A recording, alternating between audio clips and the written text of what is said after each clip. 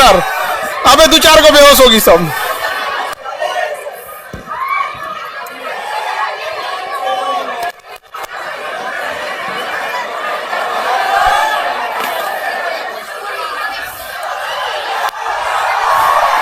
Stool ला दिए इन लोग के लिए। बाकी तुम लोग खड़े क्यों, बैठो जल्दी। स्टूल गोदाम में से स्टूल कहाँ है? सारा स्टूल।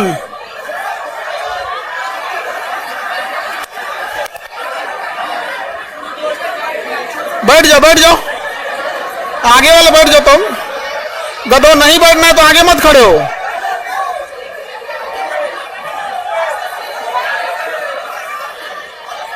ये बीच वाले बच्चे जल्दी बैठो। बीच वाले बच्चे जल्दी बैठ। तुम लोग इधर आ जाओ, पहलवान इधर जाओ।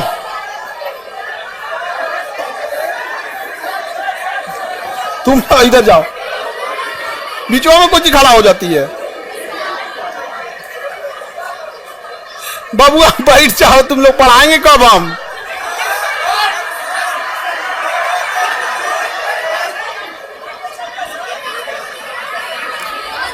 जो इधर गधा बैठना। बाबू तुम लोग साइड दीवार से सट के खड़े हो जाओ, बीच में खड़े होगे तो डिस्टरबेंस होगा। जल्दी बैठ जाओ।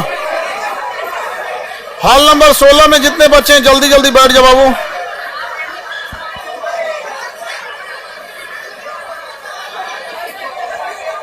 ये तो बेहोश होने का मूड बना रही है।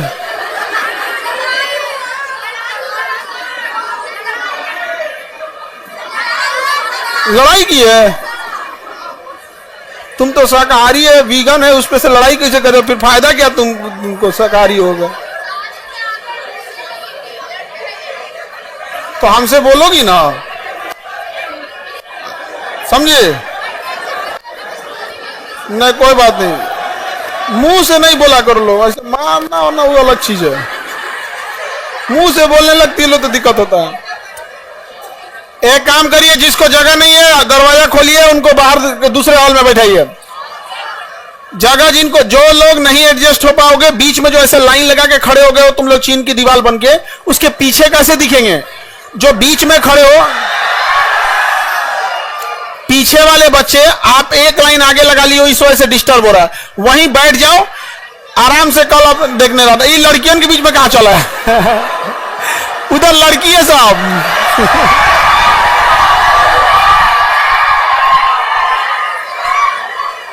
बैठ जाओ बॉय लोग।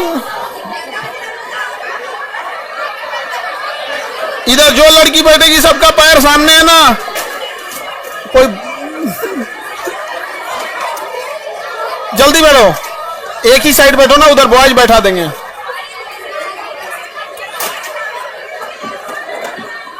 लड़की लोग में अगर बैठ के कोई स्टूल तोड़ दी तो पैसा लेंगे हम।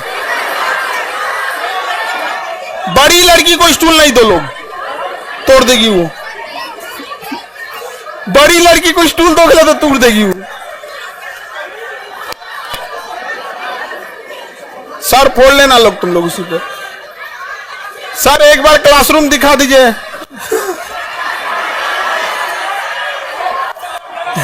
रुको क्लासरूम दिखा देते हैं एक बार। एक क्लासरूम ऐसे कैसे दिखाएंगे, एक वीडियो बना के तुम लोग को भेज देते हैं।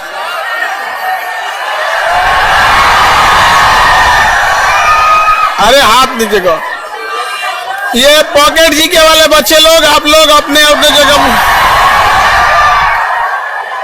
दूसरे हॉल में चले जाओ लोग, इस हॉल में जगह नहीं है। इस हॉल में बाबू जगह नहीं है।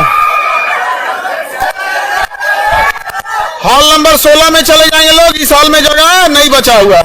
जल्दी जल्दी बैठ जाइए आप लोग, जब जॉब हो जाएगा तो आप लोग को ये दिखा देंगे। ठीक है, आप लोग इसमें ढूंढ लीजिएगा। सीढ़ी पे बैठा दो, सीढ़ी पे। वेरी गुड, सीढ़ी बैठ जाओ। अरे अभी मेरा स्टेज तोड़ देती है।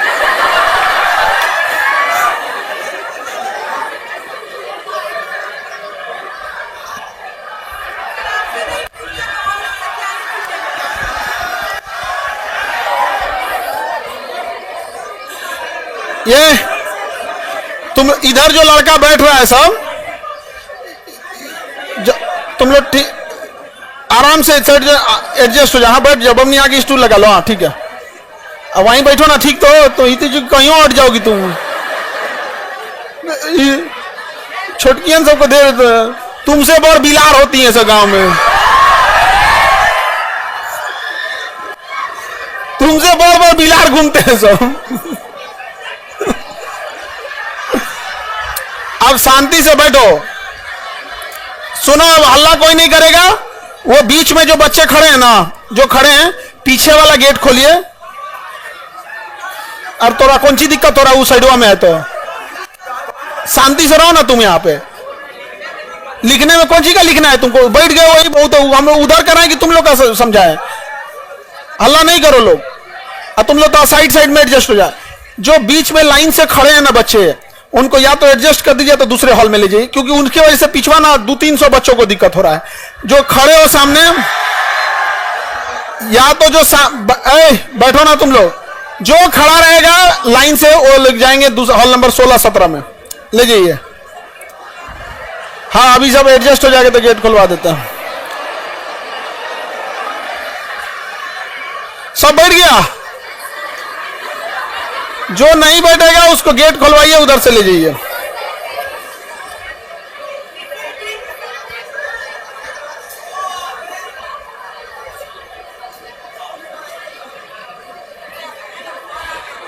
ऑनलाइन वाले लोग सर साउंड क्लोज है सर। वो तुम्हारा साउंड क्लोज है, उसे अनम्यूट करो।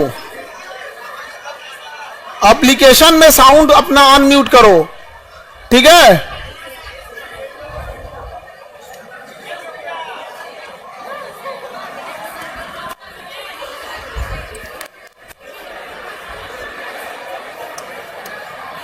किसका रुमाल छूट गया है? लेके जाना जी, नहीं तो अभी झगड़ा करने लगेगी सर। मेरा रुमाल, लकी रुमाल छूट गया, लकी रुमाल छूट गया। इन का रुमाल वो लकी रहता है।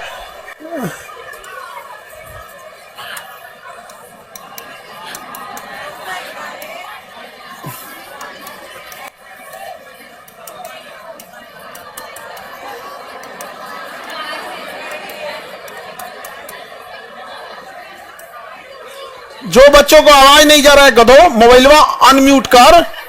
अब हम यहां से बोले भी तो उनको सुनाई नहीं देगा, क्योंकि वो म्यूट करके बैठे हैं, तो लिखना पड़ रहा है यहां पे, ठीक है? दूसरे हॉल में चले जाओ, डिस्टर्ब हो जाएगा ऐसे। दूसरे हॉल में जाओ। 6 बजे से स्टार्ट होना है तो 6:30 कर दिया सब। जल्दी करो, जल्दी। क्या करना है? तो उसको कहीं से उधर बबुआ दब गया है, उसको दूसरे हॉल में भेज दो। क्या जी? अरे वो दब जाएगा जी। ये वाला गेट खोलिए तो उसमें से तो दूसरे हॉल में भेजिए इसको। अब हो गया? अरे खोल, गेट खुला ही रहने देना, गेट खुला ही रहने देना। सारा गेट खुला ही रहने दीजिएगा, ठीक है? गेट खोल दो पूरा। देख गधा कहीं का, गेट खोल उसको पूरा। हाँ अब उस पर बैठ जाओ। गेट खुला ही रहने दीजिएगा, सब उसी पे बैठ जाएगा सब। सारा गेट खुलवा दीजिए। क्या तुम लोग को बैठाने में भी इतना झमेला रहता है, क्या ही बताया जाए। हाँ एक भी स्टूल टूट गया 300 रुपया लेंगे। हाँ पहले से टूटा हुआ है तो तुम 250 देना।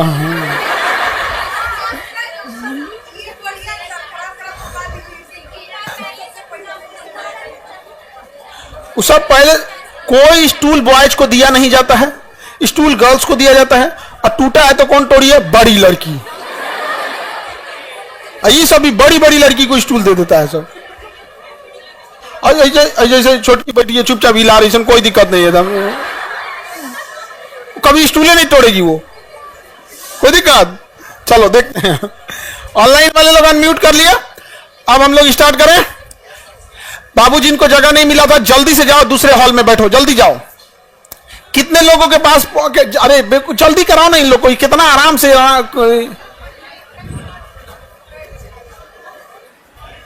जल्दी आ जाओ, बस फाइनल करो जल्दी। अब डिस्टर्ब बार बार नहीं करो। अंदरवा कहां आ रहा है तुम लोग? अंदर नहीं आना।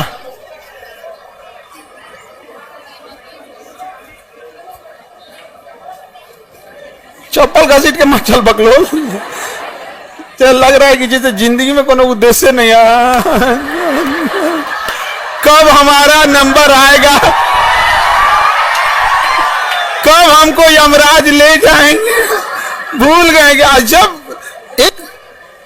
जब आप चल रहे कॉन्फिडेंस रहना चाहिए ना भाई। आप विद्यार्थी हैं, जा रहे हैं तो रहना चाहिए, हाँ हमें रूम पे पहुंचना है, जल्दी क्लास जल्दी पहुंचना है, पढ़ाई करना है।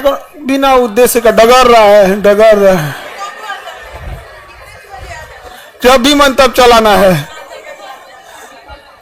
चलें स्टार्ट करें। देखिए फुल स्क्रीन नहीं हो रहा है, साउंड नहीं आ रहा है, सब झमेला तुम लोग को लिए। यहाँ पे एप्लीकेशन में एक जेन्युइन समस्या। एप्लीकेशन 15 मिलियन के लिए बनाया गया था और 15 मिलियन लोड हो चुका है। इस पर 15 मिलियन लोड होने की वजह से एप्लीकेशन अब अपने अंतिम दौर पे चल रहा है। किसी दिन ये जाएगा तो ब्लास्ट करेगा। 15 मिलियन, 1.5 करोड़। 15 मिलियन मतलब 1.5 करोड़। तो हम लोग 1.5 करोड़ तक पहुंच चुके हैं। और खुशी इस बात की नहीं कि हम लोग 1.5 करोड़ पहुंच चुके हैं। हम 1.5 करोड़ ऐसे परिवार में पहुंचे हैं जिसे व्यापारी सब कहते थे कि ये ज्यादा फीस नहीं देते हैं, उन्हें छोड़ देते थे। वो तो 1.5 करोड़ से ज्यादा कोई पैसे वाला कंपनी होगा, उसको 5 करोड़ उसके पास होंगे बच्चे। लेकिन हम लोग 1.5 करोड़ वहां रोशनी किए हैं जहां आज भी अंधेरा है। तो आप लोग भी अच्छे से मेहनत करते रहिए और सक्सेस होके जाइए। अब हम लोग स्टार्ट कर दे। कोई डिस्टरबेंस नहीं करना। सबके पास पॉकेट जी के किताब है? वैसे लोग हाथ उठाए जिनके पास नहीं है तो हाथ नीचे कर दीजिए। हाथ नीचे कीजिए। अगर आप घर पे रखे हैं या नहीं लाए हैं तो बेवकूफी कर रहे हैं। हम यहां पर आपको अक्षरशः वो पॉकेट जी के ही पढ़ाएंगे। समझ में आ गया कि नहीं आ गया? कोई अलग से नहीं बताएंगे। देखिए पटना का एक खराबी बता देते हैं, स्पेशली जीएस चीजों में। जो चीजें पढ़ाई जाती है पुलिस के एग्जाम में वही चिपका दो, रेलवे एग्जाम में वही चिपका दो, टीचर के एग्जाम में वही चिपका दो, बीपीएससी में वही चिपका दो, दरोगा में। ये सबसे घटिया चीज होती है यहाँ पे, इसलिए अलग नहीं हो पाता। यहां पर हम लोग अक्षरशः क्या पढ़ने वाले हैं? पॉकेट जी का। इसलिए आपको फाउंडेशन में ना आप कॉपी किताब कुछ भी नहीं लेते तो हम कुछ नहीं बोलते थे, लेकिन यहां आपको पॉकेट जी के लेकर आना है। और ये जो फुल स्क्रीन कर रहे हो, हाफ स्क्रीन पे पढ़ो, नहीं हो रहा है तो ठीक है। मुंबई में आपका पॉकेट जी के नहीं मिल रहा है सर, तो बांद्रा में तो मिल भाई, ऐसा नहीं होगा। अब बांद्रा कुर्ला या 2 जगह से अब लेके गए हैं लोग, यहां से वहां के डीलर। मिल जाएगा बाबू, देखियो यहाँ पे थोड़ा सा ढूंढना। हाँ ऑनलाइन मंगा लो। तुमको अगर जाओगे फिर मान के चलोगे तुम उधर होगे साउथ मुंबई में, इधर आओगे तो तुमको 200 किराया लग जाएगा, 150 की किताब रहेगी। बहुत महंगा शहर है जी मुंबई, बहुत। आगे बढ़ते हैं। तब हम लोग पॉकेट जी के सबके पास रहना चाहिए। हम लोग डेली पहले समझ जाओ यहाँ पे नियम कानून। बाकी जितने हॉल के बच्चे हैं ध्यान से समझते रहना। हम लोग एक दिन में 2 सब्जेक्ट लेके चलेंगे। स्टार्ट करेंगे बायोलॉजी और पॉलिटी से। जब बायोलॉजी और पॉलिटी खत्म हो जाएगा, तब हम लोग इसको स्टार्ट करेंगे ज्योग्राफी और फिजिक्स। समझ में गया? तो एक साइंस का रहेगा, एक आर्ट्स का रहेगा। समझ में आ गया कि नहीं आ गया? और उसी में हफ्ते में का जो करंट अफेयर रहेगा, तो फ्राइडे का दिन जो रहेगा, हफ्ते में एक दिन, जैसे पॉकेट जी के में हफ्ते में एक दिन, पूरे हफ्ते का करंट अफेयर उस दिन 3 सब्जेक्ट हो जाएगा। बस एक दिन बस ऐसा होगा। पूरे हफ्ते में डेली का सारा करंट अफेयर जरूरत का नहीं होता है। जो मेन होगा हफ्ते में एक दिन बता देंगे, ठीक है? किसी दिन वो आपको बता देंगे। कोई जरूरी नहीं है कि वो फ्राइडे को या थर्सडे भी हो सकता है। तो ये शेड्यूल रहेगा, मतलब 2 सब्जेक्ट आपका चलेगा। स्टार्ट होगा आपका बायोलॉजी और पॉलिटी। बायोलॉजी और पॉलिटी आपको 480 पेज है लगभग, इसमें 450 पेज मोटा मोटी समझिए। 460, 484, मतलब लमसम 500 पेज है। हाँ लमसम कितना पेज है? 500 पेज। हम लोग 2 सब्जेक्ट लेके चलेंगे और बहुत अच्छे से हम लोग इसको रिवीजन करते चलेंगे। इसको कुछ नहीं करना है, जो यहां हम आपको बोल रहे हैं वो हमारे साथ बोलते हुए याद करना है और रूम पे जाना है, उसको एक बार देखना है, सामने वाले को पकड़ा देना है कि ये पूछो। उससे कहिएगा दिमाग मत लगाओ, जो लिखा है उसको पूछ। समझ में आएगा? कोई दिमाग नहीं लगाना, लिखा है उसको पूछ। कई बच्चों क्या करते हैं ना, जैसे मान के चलिए आप 2 लोग पढ़े हो, समझ जाओ इधर, इधर समझो। जैसे ये दो लड़की पढ़ी हैं सब, तो इसको भी याद है, इसको भी याद है, तो सुनने के टाइम क्या करेगी, ये याद है ना, तो किताबों नहीं देखी, आते से अच्छा बताओ तो लैमार्क का बुक का नाम, ये इतना टाइम लॉस की, इसका दिमाग लगाने की जरूरत नहीं है। देखिए लैमार्क के किताब का नाम, लैमार्क ने कौन सा सिद्धांत दिया, डार्विन का कौन सा सिद्धांत, एक एक सेकंड का यूज कीजिए। विद्यार्थी जीवन में सबसे बहुमूल्य चीज होती है एक एक सेकंड, ठीक है। अगर आपको अपना कॉन्फिडेंस चेक करना है तो किताब बंद करिए, अपने से पूछ के देखिए यहाँ पे। लेकिन जब एक दूसरे का सुन रहे हैं, कोई समय और कोई विद्वान बनने की कोशिश नहीं करना है। स्पष्ट जो लिखा है खट खट खट खट पूछिए, और उधर वो जवाब दे पाया या दे पाया, अपने डिस्कस कर रहे हैं लोग, तो वेट नहीं करना, नहीं याद है आगे बढ़ो। इन्हें की लैमार्क की किताब आई, एगो ईंटा रखना लोग, सरकारी ईंटा मार देना मुंह पे, धाए दे यहाँ पे, याद है तो सुना, नहीं याद है तो आगे बढ़। समझ में आ गया ना, आप पूछने में लेट करना है ना लेट। और एक और चीज करना लोग, सबसे अच्छा तो रहेगा तुम लोग आखिर फोनवा पे बतिएबे करते हो,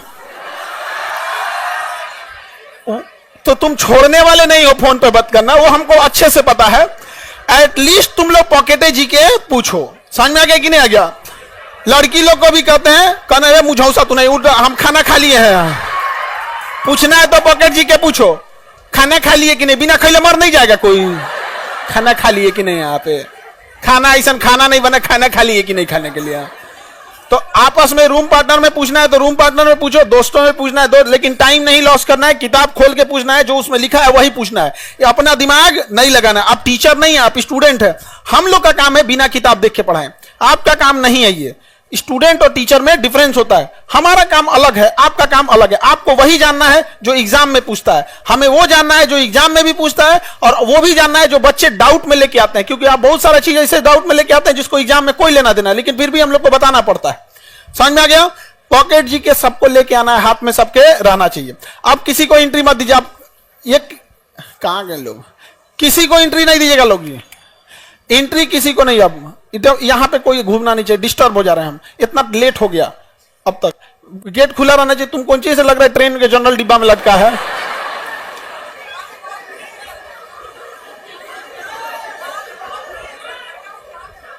हाँ बहुत भीड़ है वहां पे, लड़का सबको जितना तकलीफ में वो पड़ता है सब ना, इसीलिए ना मानते हैं उन सबको।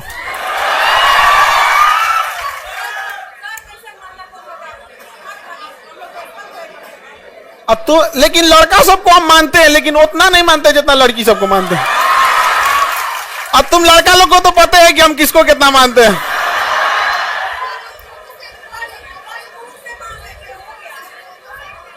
मुंह से मानते हैं लड़का सबको जी। हमारा किडनी, फेफड़ा, स्प्लीन, हड्डी, सब चीज से मानते हैं आप लोग को।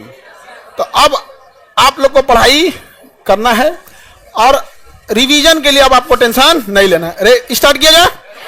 किस सब्जेक्ट से? बायोलॉजी। आपके पास पेज नंबर कितने पे है बायोलॉजी? लास्ट में होगा पता। 380, पेज नंबर 380 पे है, पेज नंबर 380 है, 380, पेज नंबर 380 खोलो, पेज नंबर 380 खोलो। जिसके पास बात करने वाला नहीं है वो क्या करेगा?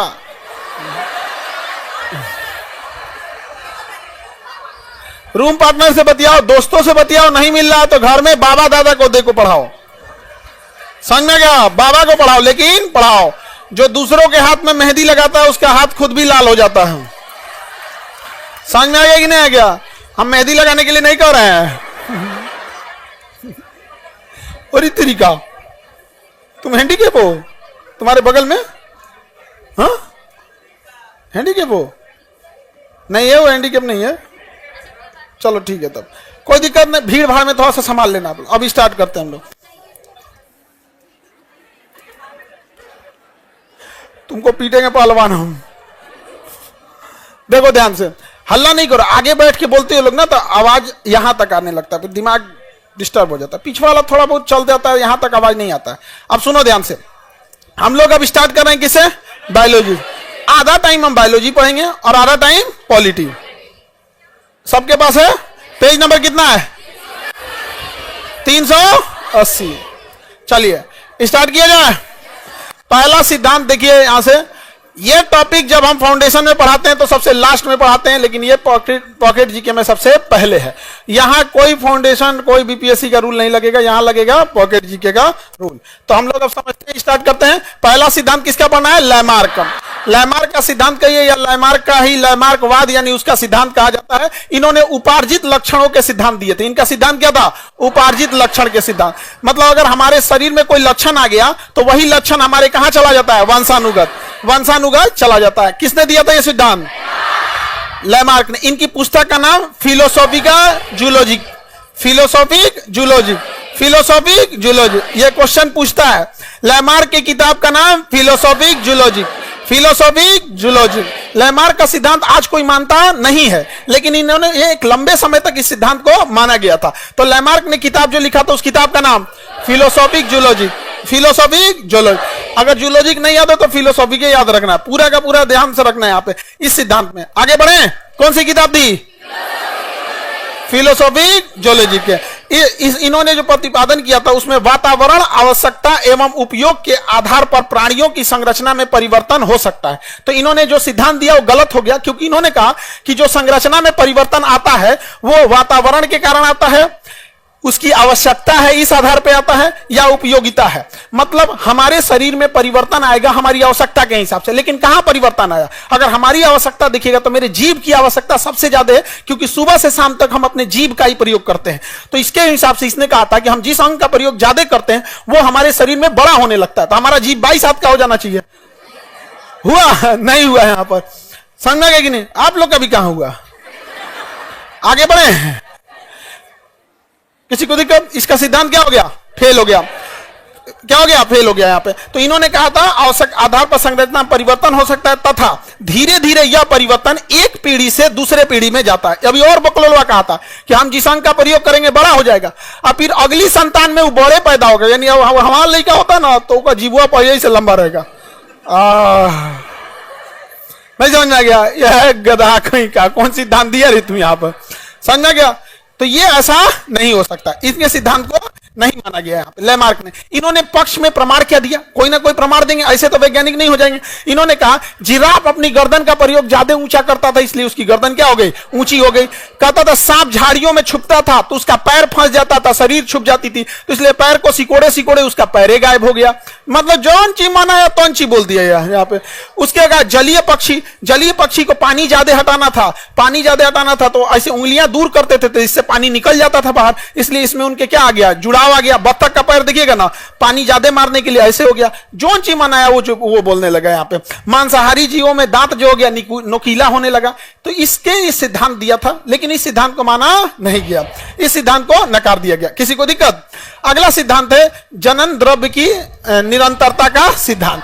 विजमैन ने दिया था जनन द्रव्य की निरंतरता का सिद्धांत। इसने कहा था कि जिस चीज का प्रयोग हम नहीं करते हैं वो खत्म होने लगता है। विजमैन ने कहा जिस चीज का प्रयोग हम नहीं करते हैं वो खत्म होने लगता है। कह रहे जनन द्रव्य कभी नष्ट नहीं होता, यह एक पीढ़ी से दूसरी पीढ़ी में स्थानांतरित हो जाता है, विभिन्न जनन द्रव्य द्वारा वंशानुगत हो जाते हैं। अब इसका प्रयोग उन्होंने चूहे पर करके दिखाया था विजमैन के सिद्धांत को। चूहे का प्रयोग किया विजमैन ने, और एक चूहे की पीढ़ियों में उसने देखा कि चूहे का जीवन काल बड़ा छोटा होता है, वो अगले महीने 2 महीने के बाद उसकी अगली पीढ़ी हम प्राप्त कर सकते हैं। लेकिन अगर हम बकरी पालेंगे तो उसकी अगली पीढ़ी प्राप्त करने में 6 महीना 7 महीना लग जाएगा, तो रिसर्च करने में टाइम लग जाएगा। इसने जानबूझ के छोटा जीव लिया चूहा, क्योंकि उसका ना जीवन चक्र बड़ा छोटा होता है। तो चूहे की 22 पीढ़ियों का पूंछ काट दिया इस उम्मीद में कि अगली पीढ़ी में पूंछ नहीं आएगा, लेकिन अगली पीढ़ी में फिर से पूंछ आ गया।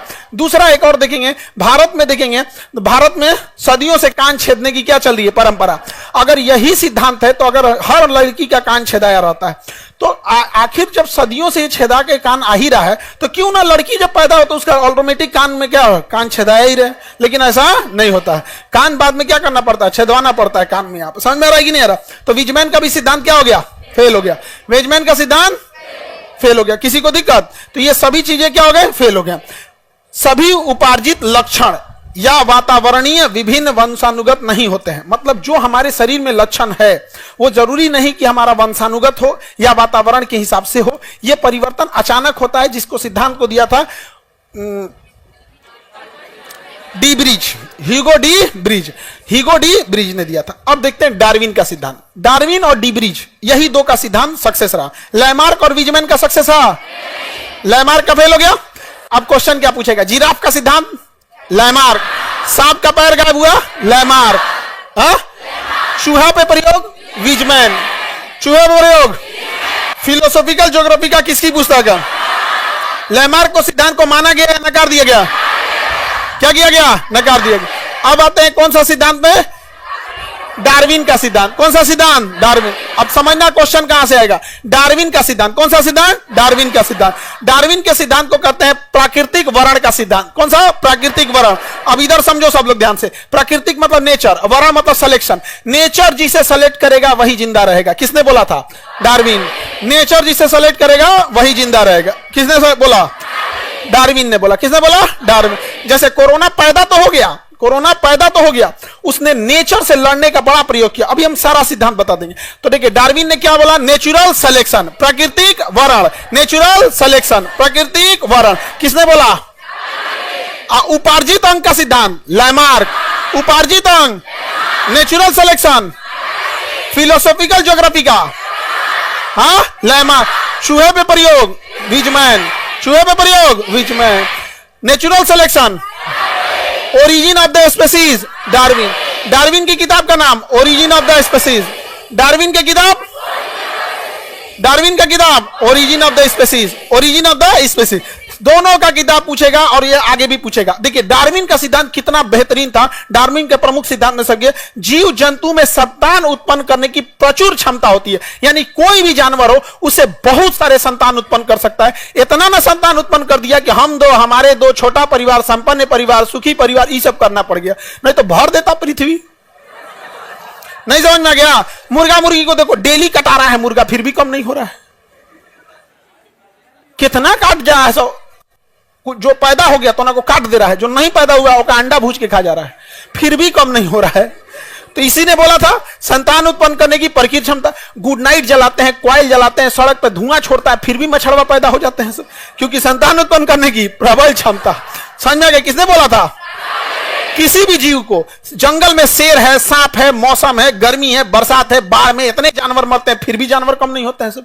समुद्र में शार्क मछली है, वेल मछली है, घोटती मुंह खोल के एक बार पूरा खा जाती है, फिर भी वहां कम होने वाले नहीं है। तो प्राकृतिक जन्म का सिद्धांत, प्रचुर क्षमता होती है जनन की, प्रचुर क्षमता। दूसरा क्या बोला था? जीवन संघर्ष अंतर जातीय। जीवन के लिए क्या होता है? संघर्ष होता है। पैदा तो हो गए, अब जीवन के लिए संघर्ष होगा। जीवन के लिए संघर्ष कैसा होगा? अंतर जातीय, अपने लोगों से खतरा। कुत्ता का बच्चा पैदा होगा, बड़का कुत्ता मार देगा। शेर पैदा होगा, दूसरा का शेर मार देगा। बिल्ली का बच्चा पैदा हुआ, नहीं देखी तो दूसरा मार देगा। मुर्गी का बच्चा पैदा हुआ, नहीं देखे तो कौआ के मार देगा। और उसके बाद अंतर जाति, मतलब सेम जाति में मार सकता है, दूसरा भी मार सकता है। जैसे कुत्ता कुत्ता को काट लिया, अंतर जातीय संघर्ष। कुत्ता को आके कोई दूसरा जानवर आके मार दिया, अंतर जातीय। जैसे बकरी के बच्चा को कुत्ता काट लिया, अंतर जातीय। अंतर जातीय, एक कुत्ता के बच्चा को दूसरा कुत्ता के बच्चा का, यानी ये दोनों संघर्ष किसके लिए? जीवन। अगर मान के चलिए कुत्ता के बच्चा को, कुत्ता का मान के चले बकरी है या कुत्ता का बच्चा, उसको दूसरा कुत्ता का बच्चा कुत्ता नहीं काटा तो अंतर जातीय लड़ाई से बच गया, जातीय लड़ाई से बच गया। शेर और नहीं खाया तो अंतर जाति से बच गया। इससे बच जाएगा ना तो ठंडा मार देगा उसको। वातावरण ही है सिद्धांत, वातावरण से नहीं लड़ पाएगा, या तो ठंडा मार देगा या तो कुछ मार देगा। यहाँ पे समझ में आ गया कि नहीं? क्या ठंडा मार देगा? नहीं तो गाड़ी उड़ी से कचरा जाएगा। देखिएगा ज्यादातर कुत्ता मरते हैं कचरा उचरा के। तो जनन उत्पन्न करने की क्षमता है, लेकिन जीवन के लिए क्या है? संघर्ष है। किसने बोला? किसने बोला? डार्विन ने बोला। उसके बाद क्या क्या? विभिन्नताएं क्या होंगी? विभिन्न। इतना पैदा होंगे सब, इतना पैदा होंगे सब कि एक जाति से दूसरी जाति भिन्न हो जाएगी। एगो देसिया कुत्ता अलग, सीबीएसई वाला अलग, गोर कुत्ता अलग, एगो डाबरमैन होता है एकदम पातर कूदते रहता है ऐसे यहाँ पे अलग, एगो एकदम कोढ़िया होते हैं सब। समझ में? लेब्राडोर खा के इतना मोटा आ जाएंगे सब, सुअर ऐसा। समझ में आ गया कि नहीं? कुछ कुछ कुत्ता होते हैं सब दुबरा, एकदम कितनों खाएंगे सब दुबराइले रहेंगे। यानी जन्म होगा तो उसमें क्या हो जाएगी? विभिन्नताएं आ जाएंगी। क्या आ जाएंगी? विभिन्नताएं आ जाएंगी। किसने बोला? जन्म के बाद विभिन्नता आएगी कि नहीं आएगी? भिन्नता आएगी। अब हो गया योग्यतम का आहरण। योग्यतम का आहरण, वर्ण मतलब क्या होता है? सिलेक्शन। योग्यतम मतलब होता है बेस्ट, जो सबसे अच्छा होगा वही जिंदा रह पाएगा। ये लैमार्क का सबसे अच्छा सिद्धांत था। डार्विन का सर्वाइवल मतलब जिंदा रह सकता है, survival of the fittest, survival of the fittest. जो सबसे मजबूत सबसे अच्छा रहेगा वही जिंदा रह पाएगा, बाकी सब मर जाएंगे, क्योंकि संघर्ष इतना बड़ा है। कोरोना को देखो, पैदा तो हो गया क्योंकि जनन की प्रचुर क्षमता थी, इतना पैदा हुआ कि चाइना से घूमते घूमते पूरी दुनिया पहुंच गया 1 साल के अंदर। लेकिन जीवन का संघर्ष किसका चालू हुआ? कोरोना का। कोरोना में ही देखोगे जातीय संघर्ष था। एक कोरोना का एक स्ट्रेन मजबूत, दूसरा स्ट्रेन कमजोर, एक स्ट्रेन मजबूत एक कमजोर। अंतर जातीय संबंध था, एक वायरस दूसरे वायरस को मार दे रहा था, वैक्सीन लेके हम लोग मार दे रहे थे। वातावरण का सिद्धांत, ज्यादा गर्मी पड़ रहा था तो कम हो रहा था, ठंडी में बढ़ जा रहा था। स्टार्टिंग कहां से हो रहा था? ठंडी से। लेकिन इन सब के बाद कोरोना कैसे जिंदा रह पाएगा? अगर नेचर उसे सेलेक्ट कर दी तो सर्वाइवल ऑफ द फिटेस्ट, योग्यतम नहीं, योग्य नहीं, योग्यतम, योग्य नहीं, योग्यतम, सर्वाइवल ऑफ द फिटेस्ट। जो सबसे फिट होगा वही सर्वाइव कर पाएगा, जो सबसे फिट होगा वही सर्वाइव कर पाएगा। तो कोरोना में कम से कम हजारों कैटेगरी के कोरोना थे सब, लेकिन सब मर गए सब। इंडिया में आया 2021 में, जो इंडिया में आया 2021 में डेल्टा वेरिएंट, वो कहा कि I am the survival of the fittest. इतना जान लिया, इतना जान लिया जिसका कोई हद नहीं। लेकिन वो भी वातावरण पे ढल नहीं पाया, वातावरण में ढल नहीं पाया। अभी भी वातावरण में कोरोना होगा, अभी भी वातावरण में क्या है? कोरोना है, लेकिन वो बेस्ट नहीं है, वो योग्यतम नहीं है, इसलिए हमारा नुकसान नहीं पहुंचा रहा। ये गलतफहमी है कि कोरोना खत्म हो गया होगा ना, अब हम लोग को नुकसान नहीं पहुंचा पा रहा होगा। है कोरोना यहां पर, लेकिन नुकसान नहीं पता है। समझा क्या कि नहीं? जैसे भूत प्रेत के दुनिया से चले गए हैं, अभी भी हैं,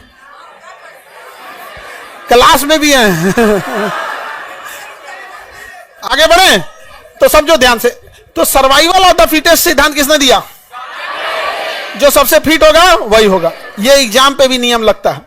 यहां प्रचुर संतानोत्पत्ति तो नहीं कहेंगे, यहां पे यहां ये कहेंगे विद्यार्थियों की प्रचुर क्षमता हमेशा आती रहती है। उसके बाद विद्यार्थियों में संघर्ष चालू होता है।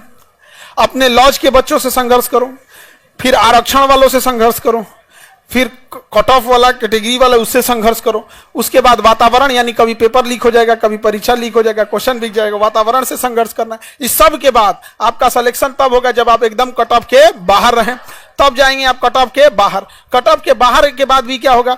मेरिट लिस्ट में छटने का डर होगा। अनुकूल लक्षण का वंशानुगत होना, तो हमारे में वही लक्षण जाएंगे जो वातावरण के लिए ठीक होते हैं। तो बताइए सर्वाइवल ऑफ द फिटेस्ट किसने दिया? Origin of the species, origin of the species. कोई दिक्कत? मिटा के पूछे बताएंगे ना।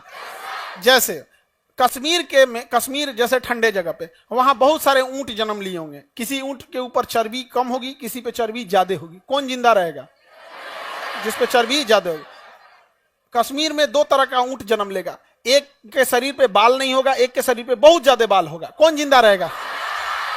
क्योंकि जो सबसे योग्य होगा वही जी पाएगा, और उसी के बच्चे आगे जी पाएंगे।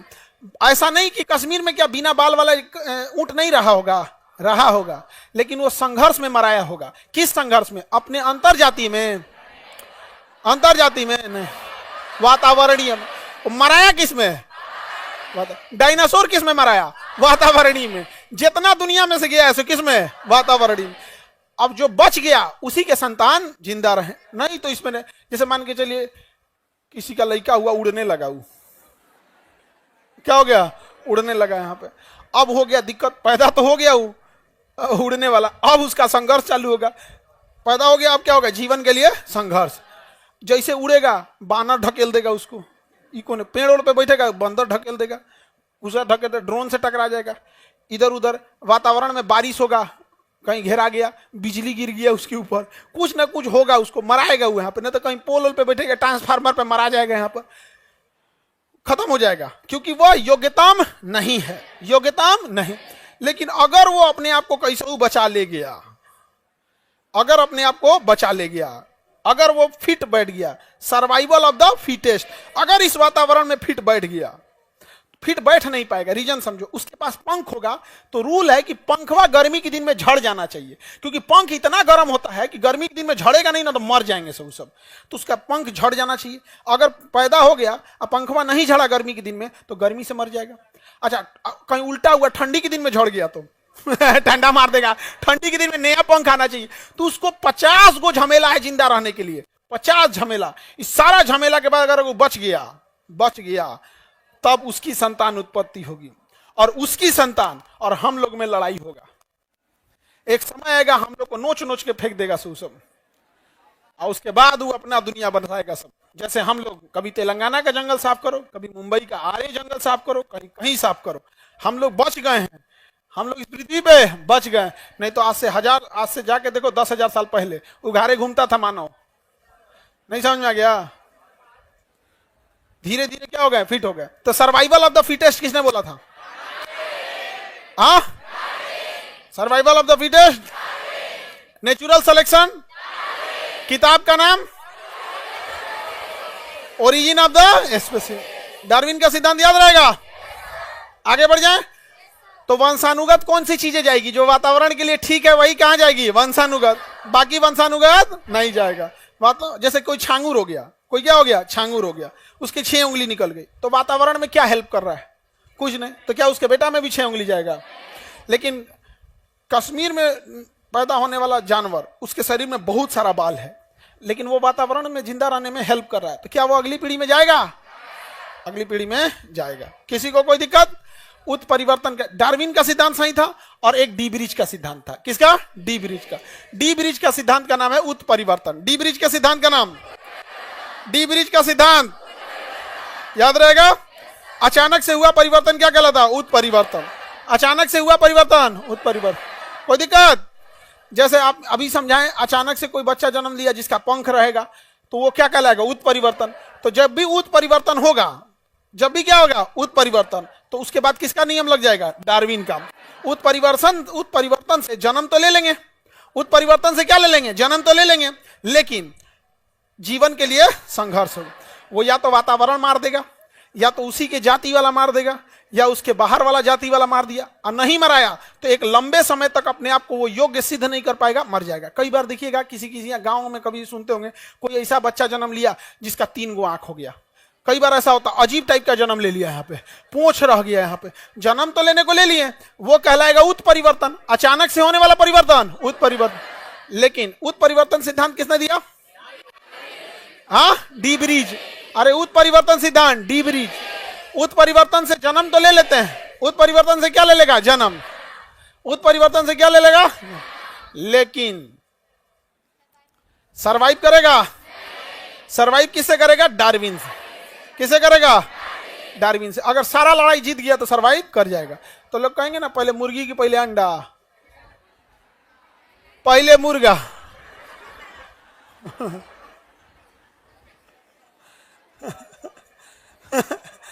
पहले मुर्गी की पहले अंडा, पहले मुर्गा।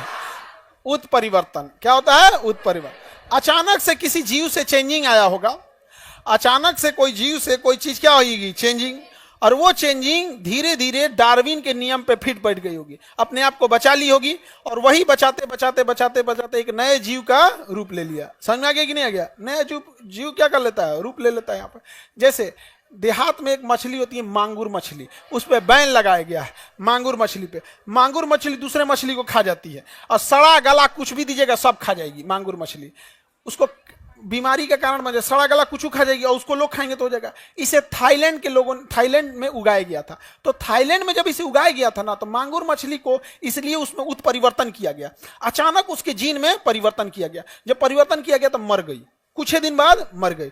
लेकिन वो 15 दिन में बहुत ज्यादा उसका शरीर बढ़ गया था।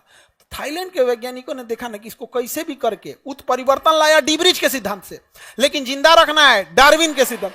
तो पहला संघर्ष इसने जन्म ले लिया वातावरण से, तो उसे टब में पाला, सब बैक्टीरिया वायरस से बचाया, सब वैक्सीनेशन दिया, सब वातावरण को एकदम टेम्परेचर का अनुकूल रखा, सब धीरे धीरे धीरे धीरे करके उसी के हिसाब से उसे भोजन दिया, सब और भोजन दे दे के उसको जिंदा रख लिया सब।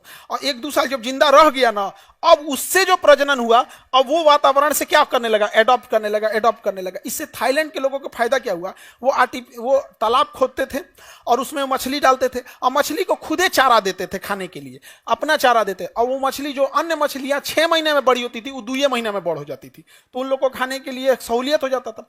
अब वही मछलियां का ब्रीड को इंडिया लेके चला है, और इंडिया का आदमी जानवर को केवल अपने लाभ के लिए उपयोग करता है। वो किस स्थिति में जी रहा है उसको कोई मतलब नहीं है। गाय बीमार है, गर्मी लग रहा है, ठंडा मार दिया, उसको कैल्शियम चाहिए कि नहीं चाहिए, कोई मतलब नहीं। दूध ला रही है गाय, काम खत्म। अब बच जाए, दूध देना बंद करेगी, कसाई को बेच देगा।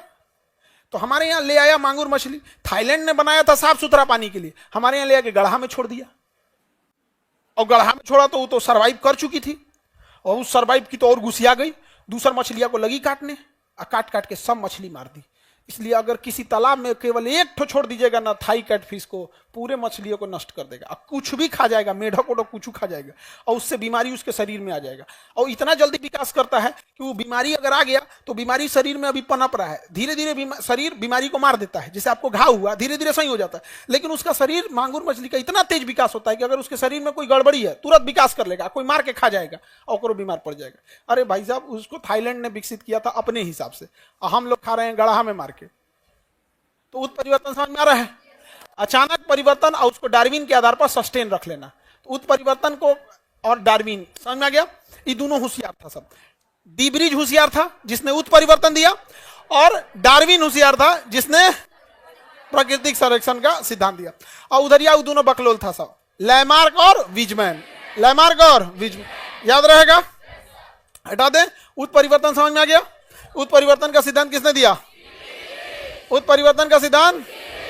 इसके अनुसार कुछ पादपों तथा जंतुओं में क्रमिक विकास नहीं होता है, वरना उसमें आकस्मिक, तो उसमें क्या होता है? आकस्मिक, मतलब अचानक ही चेंजिंग होता है। जीन की संरचना में आय या परिवर्तन एक पीढ़ी से दूसरी पीढ़ी में चला जाता है, एवं अचानक एक नई पीढ़ी का क्या हो जाता है? उद्भव हो जाता है। लेकिन यह नई पीढ़ी जिंदा रहेगी या नहीं रहेगी, ये कौन डिसाइड करेगा? डार्विन। कौन डिसाइड करेगा? डार्विन। कोरोना उत्परिवर्तन तो हो गया, उत्परिवर्तन को अंग्रेजी में कहते हैं म्यूटेशन। उत्परिवर्तन को क्या कहते हैं? म्यूटेशन। म्यूटेशन म्यूटेशन हो गया, लेकिन म्यूटेशन को सस्टेन कौन रोकेगा? डार्विन। कौन रोकेगा? डार्विन नहीं, बल्कि डार्विन का सिद्धांत। आप कहना जो चाहते हैं हम समझ रहे हैं, आप डार्विन बोलिए। उत्परिवर्तन को सर्वाइव कौन करेगा? Origin of the species, philosophical geography का, natural selection, Darwin. Survival of the fittest, जीवन के लिए संघर्ष, जिराफ की गर्दन, लैमार्क। चूहा की पहुंच, विजमैन। चूहे की पहुंच, म्यूटेशन यानी उत्परिवर्तन, D bridge. D bridge mutation धीरे धीरे या अचानक, लेकिन उसे सस्टेन करना इजी है या मुश्किल है? बहुत मुश्किल है, बहुत ज्यादा मुश्किल है। सर्वाइव नहीं कर पाएगा यहाँ पे। जैसे एक बहुत अच्छे ब्रीड का कुत्ता होता है, हस्की नाम होता है, रसिया में होता है। यहाँ ले आके पालोगे तो सर्वाइवल ऑफ द फिटेस्ट, क्योंकि उसके शरीर में इतना मोटा चर्बी होता है, बाल होता है, और गर्मी के दिन में यहाँ पागल हो जाएगा एकदम। समझ में? पागल हो जाएगा। तो अपने यहाँ का कुतवन सबको देखो ना, चमड़वा पातर, और बाल के नाम पे खौरा जाएगा इसमें आके, अधर दिन भर खजुआट रहेगा, 5 कदम चलेगा सब मुड़ के खजुआते रहेगा। दूर सोचा तू नहीं समझ में आ गया? वो चमड़वा एकदम क्या रहेगा? पातर रहता है, क्योंकि हमारे वातावरण के हिसाब से है। और उसमें से बेचारे पे मक्खी लगल रहेगी, सब बेचारा परेशान रहेगा। इन्ने उन्हें जाएगा तो कोई ढेला चला देगा, कुछ चला, परेशान रहता है सब एकदम। यार क्या जिंदगी है, कोई मार के चल जाता है हमको। काश हम भी पागल हो जाते, पूरी दुनिया डरती। कुत्ता का इज्जत तभी होता है या तो पशुआ है या तो पागल है। पागल है तो सब लोग डरा जाते हैं, ओ बाप भी पागला है। आगे बढ़े। उत्परिवर्तन समझ में आ गया? उत्परिवर्तन हम कर सकते हैं कि नहीं कर सकते हैं? पादपों में इसी को कर दिया जाता है उत्परिवर्तन, म्यूटेशन या क्लोनिंग कर सकते हैं, उसी में से चेंज किया जा सकता है। समझ में आ गया कि नहीं आ गया? उत्परिवर्तन करके फिर उसको डार्विन के आधार पर उसको सर्वाइव करके दिया जा सकता है। समझ में आ रहा है कि नहीं आ रहा? उत्परिवर्तन का सिद्धांत समझ में आ गया कि नहीं आ गया? इसे होता भी है ऐसे उत्परिवर्तन। सपोज कीजिए कि कोई ऐसा पौधा है, जैसे गन्ना है, गन्ना देख रहे हैं, उसमें अचानक चेंजिंग कीजिए कि मोटा हो जाए, लेकिन मोटा गन्ना सर्वाइव नहीं कर पाएगा। चेंजिंग तो ला दिए, अब सर्वाइव करने के लिए उसे लेबोरेटरी में रख के उसके 1-2 पीढ़ियों को सर्वाइव करके उसी हिसाब से विटामिन मिनरल देना पड़ेगा, और उसके बाद अगर सर्वाइव कर दिया तो गन्ना कितना मोटा होगा? बांस बराबर। सर्वाइव नहीं कर पाएगा, लेकिन हम लोग सर्वाइव नहीं कर हो गया तो किसान कितना सुखी हो जाएगा। समझ में आ गया? जय विकास एवं जय विकास के प्रमाण। जय विकास में धीमी गति से होता है जय विकास, ये तो सब समझते हैं। विकास तो होता है धीमे, लेकिन उत्परिवर्तन तेज। जय विकास धीरे, लेकिन उत्परिवर्तन तेज। जय विकास के सिद्धांत एवं उसके प्रमाण की उपलब्धता के कारण सभी वैज्ञानिक इसके सहमत है कि जीवों का विकास कालांतर में हुआ है तथा सतत प्रक्रिया, मतलब एक लंबी प्रक्रिया चलती जा रही है जो आज भी क्रमिक रूप से चालू है। हम धीरे धीरे आज भी हम लोग का कान ये धीरे धीरे छोटा होते जा रहा है, छोटा होते जा रहा है। तुम गौतम बुद्ध का कान देखना बड़ा हो जाए, भाई हम लोग का कान में क्या होता जा रहा है, छोटा हो जा रहा है। हम लोग की हाइट घटते जा रही है। अभी हम लोग की हाइट इतनी नहीं थी, नॉर्मल हाइट का आदमी ऐसा नहीं था। पहले हम लोग का जो वातावरण था, इसमें वातावरण में आज से लगभग 3 से 4 हजार साल पहले 6 फीट की हाइट कॉमन होती थी। आज 6 फीट की हाइट नहीं हो गई है। लड़की सबका तो और समस्या होते जा रहा है, नहीं समझे? हाँ बेचारी सब तो और पता नहीं क्या होते जा रहा है एकदम। 3.5 फीट। आगे बढ़े। अब देखो यहां हमको समझना है, कई ये क्वेश्चन भी आते हैं, इसको याद रखना, आप लोग को सीक्वेंस याद रखना है। 2 जीव में आपस में लक्षण होते हैं। कई बार देखिएगा मेल फीमेल के लक्षण को ट्रांसजेंडर हम लोग बोलते हैं। उसमें पुरुष एवं मादा दोनों के लक्षण होते हैं, उसे क्या कहेंगे? ट्रांसजेंडर। पहले हम लोग ट्रांसजेंडर को समाज में बुराई के तौर पे देखते थे। अभी ट्रांसजेंडर के लिए समाज ने आरक्षण किया, जो जरूरी भी है, क्योंकि उसमें उस व्यक्ति की कोई गलती नहीं है। और समाज हमेशा गलतें बोलने लगेगा, उसको कोई नौकरी देगा नहीं। और वो कहीं पैसा मांगेगी सड़क पे या रोके तो का इस सबको खाली पैसे मांगना रहता है। अरे भाई तो तुम नौकरी दे, नौकरी देगा नहीं का। वो सब बहुत समाज के लिए भलाई करते हैं। कम से कम हम लोग वो अपने सोसाइटी में शांति से रहते हैं। युद्ध जब हुआ था ना पाकिस्तान से, कारगिल, वो लोग चंदा दिए थे लोग, सोचिए। तो हम लोगों ने अगर कहेंगे मेल और फीमेल का जो बीच की कड़ी रहेगा तो ट्रांसजेंडर। क्या चीज कहेंगे? ट्रांसजेंडर। उसी तरह से कई बीच के कड़ी हैं जिससे सवाल आपसे पूछता है। जैसे आपका पहला जो होता है मछली, पीसीज वर्ग में आता है। देखो ये वर्गीकरण को इसको हम बता देते हैं। जितने मछली होते हैं उन्हें टेक्निकल नाम में पीसीज कहते हैं। क्या कहेंगे? पीसीज। जो मेढक वगैरह हो गए जो दोनों जगह पे रह सकते हैं उसे क्या कहेंगे? एम्फीबियन। मछली को पीसीज, दोनों जगह रह सकता है, एम्फीबियन। रेंगेगा तो रेप्टिलिया, रेंगेगा तो जमीन पानी दोनों पर रहेगा, एम्फीबियन। उड़ेगा तो एबीज, तैरेगी तो पीसीज। मछली को पीसीज, उड़ने वाले को एबीज, ये क्वेश्चन आपको ना कई बार जीएस में ना देके रीजनिंग में दे देता है। जब पक्षी का संबंध एबीज से है, मेढक का संबंध एम्फीबियन से है, तो मछली का संबंध किससे, इस टाइप का दे देता है। मछली पीसीज, इसी से बना है पीसी कल्चर। समझ में आ गया? मछली पालन पीसी का। तो मछली के ग्रुप को पीसीज, रेंगने वाले को रेप्टिलिया, उड़ने वाले को एबीज, स्तनधारी को मेमिलिया। हम लोग किसमें आएंगे? मेमिलिया। मेमिलिया की पहचान वो अपने बच्चे को दूध पिलाता है। समझ में आ गया? मेल और फीमेल में स्तन होते हैं दोनों में, लेकिन फीमेल में स्तन ग्रंथि होती है जो एक उम्र होने के बाद स्तन ग्रंथि काम करना प्रारंभ कर देती है, लेकिन बचपन से ही स्तन ग्रंथि काम नहीं करेंगे। तो मेल और फीमेल दोनों स्तनधारी में आते हैं, लेकिन स्तनधारी किसके पास, स्तन ग्रंथि किसके पास होती है? फीमेल के पास। तो मानव किस में आएगा? स्तनधारी में। बकरी, गधा, घोड़ा, भैंस, सब पर्यायवाची है तुम लोग का। पर्यायवाची समझते हो?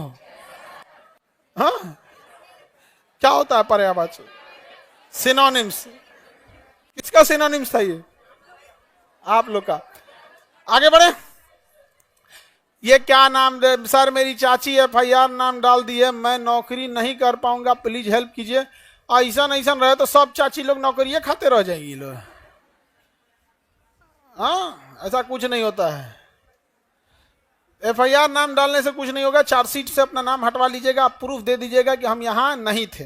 समझ में आ गया कि नहीं आ गया? सॉलिड प्रूफ है तो ठीक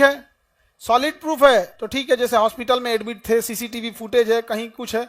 अगर सॉलिड प्रूफ नहीं है तो फिर एक और प्रूफ है जो हर जगह काम करता है, समझते ही हैं?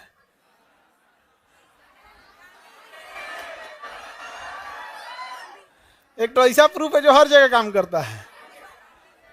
उस प्रूफ को केवल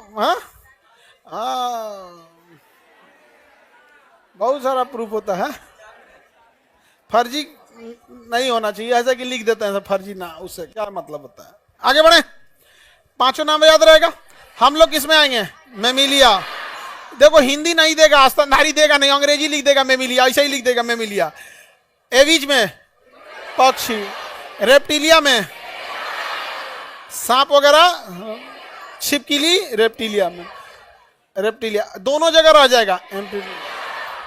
और मछली, मछली पीसी, सब में रीढ़ की हड्डी होती है। इन सब में क्या होती है? रीढ़ की हड्डी। जिसमें रीढ़ की हड्डी होती है उसको क्या कहा जाता है? मेरुदंड कहते हैं। देखो समजात जीव, असमजात जीव। समजात असमजात से पहले समझने से पहले यहाँ कहा गया, कड़ी नहीं दिया है, एक सेकेंड, जीव जंतुओं के बीच की कड़ी, ये रहा कड़ी, पादप एवं जंतु की कड़ी। पहले इसको याद करा देते हैं, फिर इसको याद कराएंगे। देखिए कुछ योजक कड़ियों के उदाहरण, कड़ी के उदाहरण समझिए।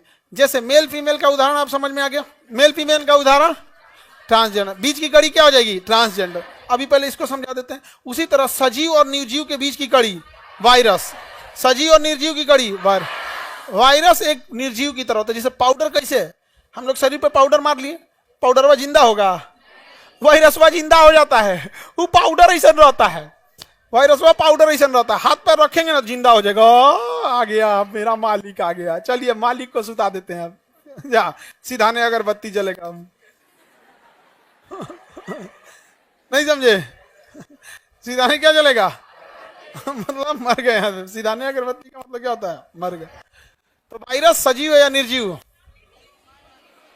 हाँ दोनों है। अगर उसको किसी लोहा वहां पे रखेंगे तो निर्जीव, ऐसे देखेंगे कैसन है, तुरंत सजीव हो जाएगा। बहुत कचरा होता है सजीव और निर्जीव के बीच की कड़ी। इसीलिए ससुरा जल्दी मरते नहीं है सब, निर्जीव की तरह पड़ा रहेगा। खाना पीना किसी चीज की जरूरत नहीं, जैसे स्टार्ट होगा तुरंत अपना क्या करेगा? सजीव हो जाएगा। और सजीव होने के बाद हमारी कोशिका के पास जाएगा और कहेगा आप ही हैं एक कोशिका से दूसरी कोशिका को बनाते हैं, फोटोकॉपी मशीन आप ही हैं। हमरो तनी फोटोकॉपी निकालिए तो 8 गो 10 गो हमारे ही शरीर से हमारा ही फोटोकॉपी बनवाएगा अपना, और धीरे धीरे हमारे शरीर में बढ़ जाएगा। समझ में आ गया कि नहीं आ गया? अगर इधर बाहर इधर उधर है तो आदमी मार दिया। कोरोना फेफड़वा में घुस गया था, कहा था कि हमारा तनी कॉपी बनाई, तो फेफड़वा में घुस के इतना ना कॉपी बना दिया, इतना कॉपी बना दिया कि फेफड़ा में सांसें लेने का जगह नहीं बचा।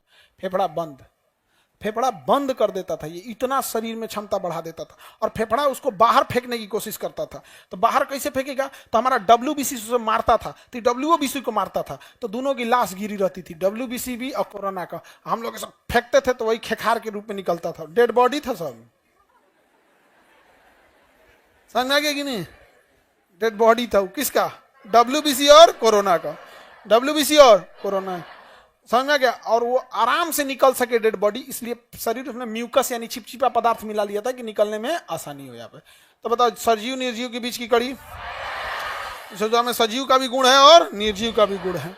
उसी तरह पादप और जंतु के बीच की कड़ी, पादप कहता है कि हमको भोजन देने की जरूरत नहीं है, हम अपने से बना लेंगे। और जंतु कहता है कि हम कोनो ना कोनो चीज को खाएंगे, या तो हम शाकाहारी रहेंगे तो पेड़ पर सब्जी नोच के खा जाएंगे, और मांसाहारी रहेंगे तो कोनो चलता फिरता जीव को पहले सुताएंगे, फिर काटेंगे, खा के खत्म कर देंगे। यहाँ पे तो दूसरे को पकड़ के खाने वाला जंतु, और अपना भोजन खुद बनाने वाला हम लोग क्या है? जंतु। या तो साग सब्जी नोच के खाएंगे या कुछ भी। मुंह बंद कर दीजिएगा ना तो हम लोग मर जाएंगे। अगर खाना नहीं खाएंगे तो हम लोग मर जाएंगे। और पेड़ पौधा कोई दिक्कत नहीं है, आराम से पानी दीजिए तो भी ठीक है, कह के तोरा भरोसे बैठा रहने भाई। ऐसे छोटा मोटा पौधा समझा हमको, गमला में है तुम्हारे, अपन सप्लाई लाइन रखे हैं, RO वाटर नहीं समझे? आपके पानी के भरोसे है। कौन जंगल में पानी डालने जाता है?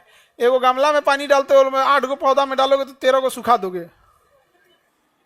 आगे बढ़े तो पादप और जंतु के बीच की कड़ी युगलीना, पादप और जंतु के बीच की कड़ी मतलब ये अपना भोजन भी बना लेता है, और इसके आसपास में कोई गुजरेगा तो पकड़ के खाई हो जाता है। समझ में आ गया कि नहीं? दोनों, जैसे मान के चलिए आम का पेड़ है, अपना भोजन बना लेता है, आप आम तोड़ने गए तो पकड़ के खा गए आपको। चलता है भाई, जरूरत था ऊर्जा का। ऐसे ही करता है कौन? युगलीना। युगलीना खाई हो जाता है दूसरे को पकड़ के। तो पादप और जंतु के बीच की कड़ी, फोटो दिखा दे, एनिलीडा और ऑर्थोपोडा। एनिलीडा और ऑर्थोपोडा कीड़े की तरह चलता है, ऑर्थोपोडा कीड़े की तरह चलता है, और एनिलीडा का शरीर एकदम नरम होता है, केचुआ जोंक, तो उसका शरीर भी नरम रहेगा। उसका पैरों खूब ज्यादा रहेगा। तो एनिलीडा और ऑर्थोपोडा के बीच की जो कड़ी होती है उसे क्या कहते हैं? हाँ, पेरीपेटस। क्या कहेंगे? पेरीपेटस। आपको ये सब याद रखने की ढेर जरूरत नहीं है, आपको बस ये याद रहना चाहिए। कौन सा? पादप और जंतु के बीच की कड़ी। हाँ, एनिलीडा और ऑर्थोपोडा का पेरीप्लस। हाँ, आगे बढ़ जाएं। और यहां देखिए आपको डकबिल प्लेटिपस या फिर एकिडना, ये पक्षी की तरह दिखता है लेकिन रहता है स्तनधारी। दिखता कैसे है? पक्षी की तरह, और रहता क्या है? स्तन। इसलिए इसे पक्षी और स्तनधारी के बीच की क्या कहेंगे? कड़ी। बताइए, पादप और जंतु के बीच की कड़ी। पादप जंतु, पादप जंतु, सजीव निर्जीव, सजीव निर्जीव, एनिलीडा ऑर्थोपोडा, एनिलीडा ऑर्थोपोडा, पक्षी और स्तनधारी। डकबिल नहीं याद रखेगा, प्लेटिपस। क्या याद रखना है? प्लेटिपस, बस प्लेटिपस बोलेंगे। इसमें किसके गुण है? पक्षी और स्तनधारी। पक्षी और, किसी को दिक्कत नहीं ना? पीसीज मतलब क्या होता है? मछली। पीसीज मतलब मछली। एम्फीबियन मतलब बाहर निकल जाता है, जो दोनों जगह रह सकती। अभी बताओ, ऐसी कोई मछली है जो जमीन पे भी रह सकती है? हाँ, एगो मछली है लंग्स फिश। लंग्स फिश, फुसफुस, लंग्स मतलब फेफड़ा मछली, मतलब उसके पास फेफड़ा होता है। मछलिया के पास क्या है? फेफड़ा। मछली के पास क्या है? फेफड़ा। मछली है, बाहर निकालेंगे तो कोई टेंशन नहीं, कहेगा बाजार में ले जाएगा बेचने, हमको कूद के भाग जाएंगे जहां मौका मिलेगा। बाहर भी जी लेते हैं हम। मछली पानी के बाहर रह सकती है। कौन सी मछली? लंग्स मछली। कौन सी मछली? तो इसे हम क्या कह सकते हैं? स्तनधारी, सॉरी स्तनधारी नहीं, पीसीज। पीसीज मतलब मछली। एम्फीबियन मतलब ऊपर रहने वाले। समझ में आ गया कि नहीं आ गया? आगे बढ़े। Any problem? इन सब का फोटो दिखा दे, नहीं तो यादों नहीं। ये बहुत बार पूछा है, तुमको याद रहे ना रहे इसको यादें कर लेना। पहले तो पढ़ लो लोग, पहले पढ़ल जाए रहे कि नहीं।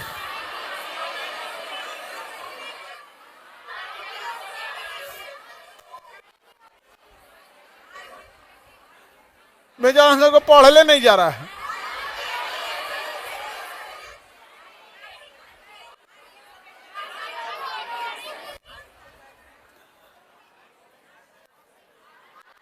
Archaeo प्लेट्रिक्स, RPO प्लेट्रिक्स।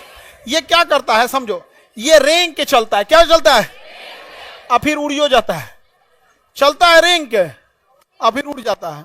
जैसे सांप का पंख लगा दो, क्या करो? सांप का पंख लगा दो, चलेगा कैसे? रेंग के, और फिर उड़ जाएगा। रेंग के चलेगा इसलिए और सरीसृप, रेंग के चलेगा इसलिए सरीसृप, और उड़ जाएगा इसलिए पक्षी। तो पक्षी और सरीसृप के बीच की कड़ी को क्या कहते हैं? आर्कियो प्लेट्रिक्स। आर्कियो प्लेट्रिक्स। फोटो दिखा दें? चलिए, फोटो कहाँ है? जिसका लगा है कहाँ पे है? इसी में है, नीचे की लगाना पड़ेगा। फोल्डर में है, बस फोल्डर खोल देना। कहाँ है? ये दिखता कहीं नहीं इमेज हुआ। अच्छा देखो भाई, अब इधर समझो, यहां हम देख फोटो दिखाते हैं, आप पहचानिएगा क्या है। ये है आपका आर्कियो प्लेट्रिक्स।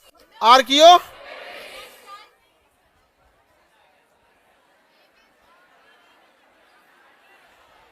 ये इसका पंखवा छोड़ दीजिएगा ना, इसका पंखवा उठा दीजिएगा तो डायनासोर की तरह चलेगा। इसे डायनासोर की तरह ऐसे, तो जो ऐसे चलता है ना उसी को कहते हैं रेंग के चल रहा है। डायनासोर कैसे चलता था? रेंग का। डायनासोर कैसे चलता था? रेंग का। हम लोग कैसे चलते हैं? सीधा। डायनासोर सीधा नहीं चलता था, वैसे रेंगता था ऐसे ऐसे। रेंगने का मतलब होता है शरीर का भार एक बार दाहिने एक बार बाएं। सांप देखिए ना, दाहिने बाएं दाहिने बाएं, तो सांप ऐसे चलता है रेंग के, दाहिने बाएं। छिपकली भी देखिएगा, दाहिने बाएं ऐसे करके ऐसे चलेगी। और डायनासोर भी दाहिने बाएं ऐसे ही चलता था यहाँ पे। अब बूढ़ा आदमी को गठिया उठिया हो जाता है तो हाँ ऐसे ऐसे बूढ़ा हो जाएगा तो ऐसे ऐसे सारी स्त्री बन जाता है। नहीं समझे? अच्छा, जो आजकल लफुअन है सब, इतना बटन खोल लेगा से, एगो सीकड़ मान लेगा, एगो सिगरेट। नहीं समझ, एकदम टिबिया ऐसा रहेगा, सीना धंसल एकदम, मतलब मन, अगर तुम एक लात मारोगे तो पैरों पार निकल जाएगा। सिगरेट पी के धंसा लगा,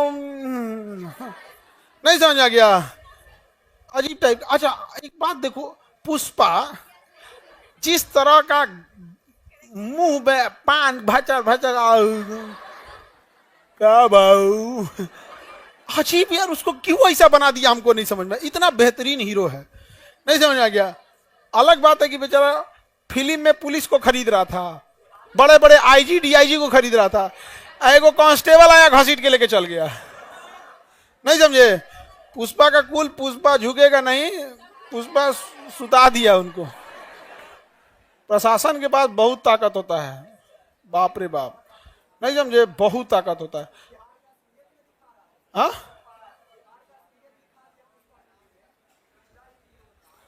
आगे बढ़े तो ये बताइए क्या है, आर्कियो रेप्टिस है क्या, ये सरीसृप। असुरा उड़ जाता है, तो पक्षी और सरीसृप के बीच की कड़ी आर्कियो प्लेट्रिक्स, आर्टियो प्लेट्रिक्स, याद रहेगा। अब हम आपको दूसरा फोटो दिखाते हैं, आप पहचानेंगे क्या है ये।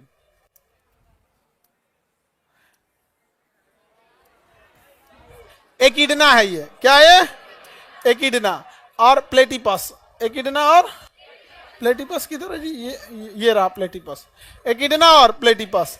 देखिए ध्यान से, यहाँ पर एकिडना और प्लेटिपस, इसके अंदर पक्षी के गुण है। देखिए बत्तख की तरह चोंच है, इसका भी चोंच है, ये है एक तरह से पक्षी, और स्तनधारी भी है, पक्षी और स्तनधारी, पक्षी और स्तनधारी में भी है। देखिए कहाँ गया प्लेटिपस, दिखने में कैसा रहेगा, पक्षी, दिखने में कैसा रहेगा, साथ में क्या रहेगा, स्तनधारी, स्तनधारी।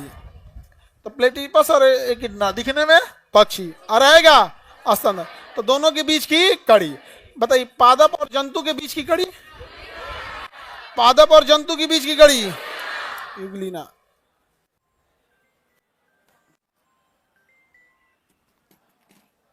पादप और जंतु के बीच की कड़ी कौन सी है, युगलीना है। देखिए ये है युगलीना, दिख रहा है। ये हरा पोर्शन जो है पत्ती के समान, ये सूर्य के प्रकाश से अपना भोजन बना लेता है, तो उस हिसाब से पादप है। लेकिन ये अंटीनवा जो निकला है ना, किसी छोटे मोटे जीव को पकड़ के खा जाता है, कहता हम खा भी सकते हैं। तो यहाँ की वजह से हो गया जंतु, और यहां से हो गया पादप। एनिमल और प्लांट दोनों के बीच का मिक्सचर कौन है, प्लांट और एनिमल का मिक्सचर युगलीना, प्लांट एनिमल का मिक्सचर युगलीना। पक्षी और स्तनधारी प्लेटिपस, पक्षी और स्तनधारी प्लेटिपस, पक्षी स्तनधारी, पक्षी और सरीसृप आर्कियो प्लेटेरिक्स, आर्कियो प्लेटेरिक्स। सब भूल जाना, लेकिन आर्कियो प्लेटेरिक्स अगर भूल गए तो जान ले लेंगे, ऑप्शन बी पे लिखा रहेगा आर्कियो प्लेटेरिक्स। बताइए पक्षी और सरीसृप के बीच की कड़ी, पक्षी और सरीसृप की कड़ी आर्कियो प्लेटेरिक्स, याद रहेगा। और ये है वायरस, क्या है ये, वायरस। ई वाले को तो अच्छा से पहचानते होंगे, कौन वाला है, कोरोना। वायरसों के शकल हैं सब यहाँ पे। सजीव निर्जीव के बीच की कड़ी, सजीव निर्जीव की कड़ी, सजीव और निर्जीव, याद रहेगा। सजीव और निर्जीव अलग अलग वैरायटी के वायरस है, सब अलग अलग वैरायटी के। अगला देखें, सजीव और निर्जीव की।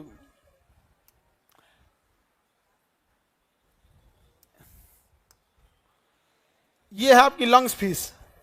कौन सी फिश है तो ये मछली, मछली मतलब पीसीज, मछली मतलब पीसीज, और पानी के बाहर निकल आती है, पानी के बाहर आ जाती है, इसलिए क्या हो जाएगी, एम्फीबियन। एम्फीबियन मतलब उभयचर। तो मछली और उभयचर के बीच की कड़ी लंग्स फिश। इस फिश के पास क्या है, लंग्स है, क्या है, लंग्स, फेफड़ा है इसके पास, क्या है, फेफड़ा। इसका कल्फर दिख रहा है कहीं, नहीं, बाहर आ जाती है।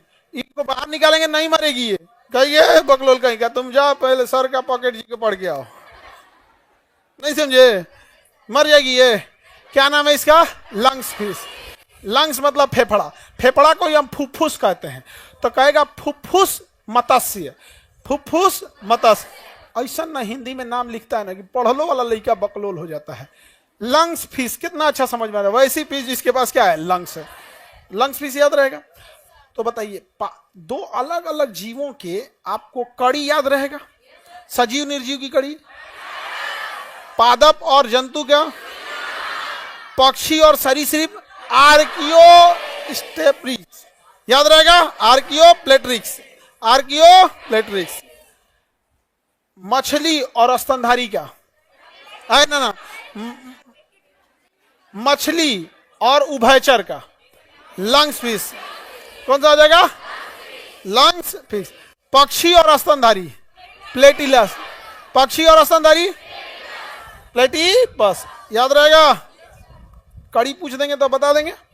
आप लोग को कौन सा नहीं भूलना है इसको, ये सब लोग अपने अपने डीपी पे लगा लो। नहीं समझ आ गया, आगे बढ़ जाए। क्या नाम है इसका? अगर कुछ नहीं पता है ना तो बस आर्कियो याद रखो। क्या याद रखो? बस बताओ, पक्षी और सरीसृप, आर्कियो, बस बस बस आर्कियो, आर्किटेक्चर। तुम आर्कियो याद रखो, आर्किटेक्चर याद रखो, कुछ याद रखो, आर्कियो बस याद रखना। एग्जाम में तुम मार दोगे। अब आर्कियो याद रहेगा तो उसमें आर्केस्ट्रा थोड़े मारोगे। ऑब्वियस बात है, यहाँ पे देर से यादने के चक्कर में नहीं रहना है, याद रहेगा। पक्षी वगैरह का ये कड़ी। वापस आते हैं अपने टॉपिक पे, रेडी हैं? पादप और जंतु के बीच की कड़ी। अब यहां देखते हैं तुलनात्मक रूप से अध्ययन। कहां से छोड़े थे? समझात से। कहां से छोड़े थे? समझात से। रेडी हैं समझात पढ़ने के लिए? वैसे शरीर का अंग, कौन सा शरीर का अंग समझात कहलाएगा? शरीर का कौन सा अंग समवृत्त कहलाएगा? और शरीर का कौन सा अंग अवशेषी कहलाएगा? ये तीन प्रकार के अलग अलग अंग अवशेषी कहलाएंगे यहाँ पर। तो हम एक एक करके समझते हैं। पहले कौन सा समझते हैं? समझात। पहले समझते हैं समझात। वे अंग जिनकी आंतरिक संरचना क्या हो? समान। यानी वैसे अंग जिनकी संरचना क्या हो? समान। संरचना क्या हो? समान हो, लेकिन कार्य क्या हो? अलग अलग। संरचना क्या हो? समान, लेकिन काम कैसे करे? अलग अलग। संरचना समान, काम काम अलग अलग। जैसे देखो, हम लोग यहाँ पे एग्जांपल में देखो, वेल मछली का अग्र पात तैरने के काम में आता है। मछली देखेंगे ना तो समुद्र की मछलियां बड़ा बड़ा ऐसे हाथ पैर होता है उनका तैरने वाले। वेल मछली का पैर फ्लैप देखेंगे तो बहुत बड़ा होता है। पहले एक हड्डी होती है, फिर दो हड्डी होती है, फिर उनका ये चौड़ा हो जाता है। तो जैसे हमारे हाथों की संरचना है, पहले एक हड्डी है, फिर दो हड्डी है, फिर ऐसे पंजा है, वैसे ही वेल मछली में भी होता है। पहले एक हड्डी, फिर दो हड्डी, और फिर पंजवा आपस में चिपका रहता है तो उनको तैरने में हेल्प करता है। तो जैसे हमारे हाथ की उत्पत्ति है वैसे ही वेल मछली की हाथ की उत्पत्ति है, लेकिन दोनों का काम कैसा है? अलग अलग। तो समझात का मतलब क्या है? दिखने में एक जात का लेकिन समान नहीं है। समझात माने देखने में एक जात लेकिन एक काम नहीं करेगा। जैसे वेल मछली तो देख ही लिए, यहाँ पर मनुष्य का हाथ हम देख लिए, मनुष्य का हाथ देख लिए ना, दिखने में कैसा है? एक समान, लेकिन काम एक जैसा करता है? नहीं। जैसे चीता, शेर, इसका हाथ देखो और हमारा हाथ देखो, बनावट एक जैसा रहेगा, उसमें भी केहूनी है, झुक जाएगा, सब कुछ होगा, लेकिन हम अपने हाथ से पकड़ने का काम करते हैं, वो अपने हाथ से पकड़ने और दौड़ने दोनों का काम कर लेता है। तो समझात दिखने में काम, समझात दिखने में काम। ठीक इसी का उल्टा याद रखना है। किसमें? समवृत्त में। किसमें? समवृत्त में। अलग दिखेगा, काम एक करेगा। समवृत्त में अलग दिखेगा, काम एक करेगा। आप दोनों फॉर्मूला याद नहीं रखना है वरना आपसे गड़बड़ हो जाएगा। केवल एक याद रखना है। केवल क्या याद रखना है? एक। किसका याद रखना है? समझा। दिखेगा एक जैसा, काम अलग। इसी का उल्टा करना, समवृत्त। उल्टा करो, समवृत्त। समवृत्त का मतलब क्या हो जाएगा?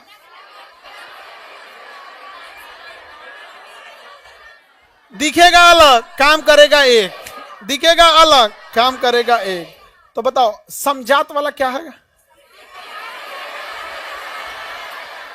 अब समझो, तुम सुनो ध्यान से।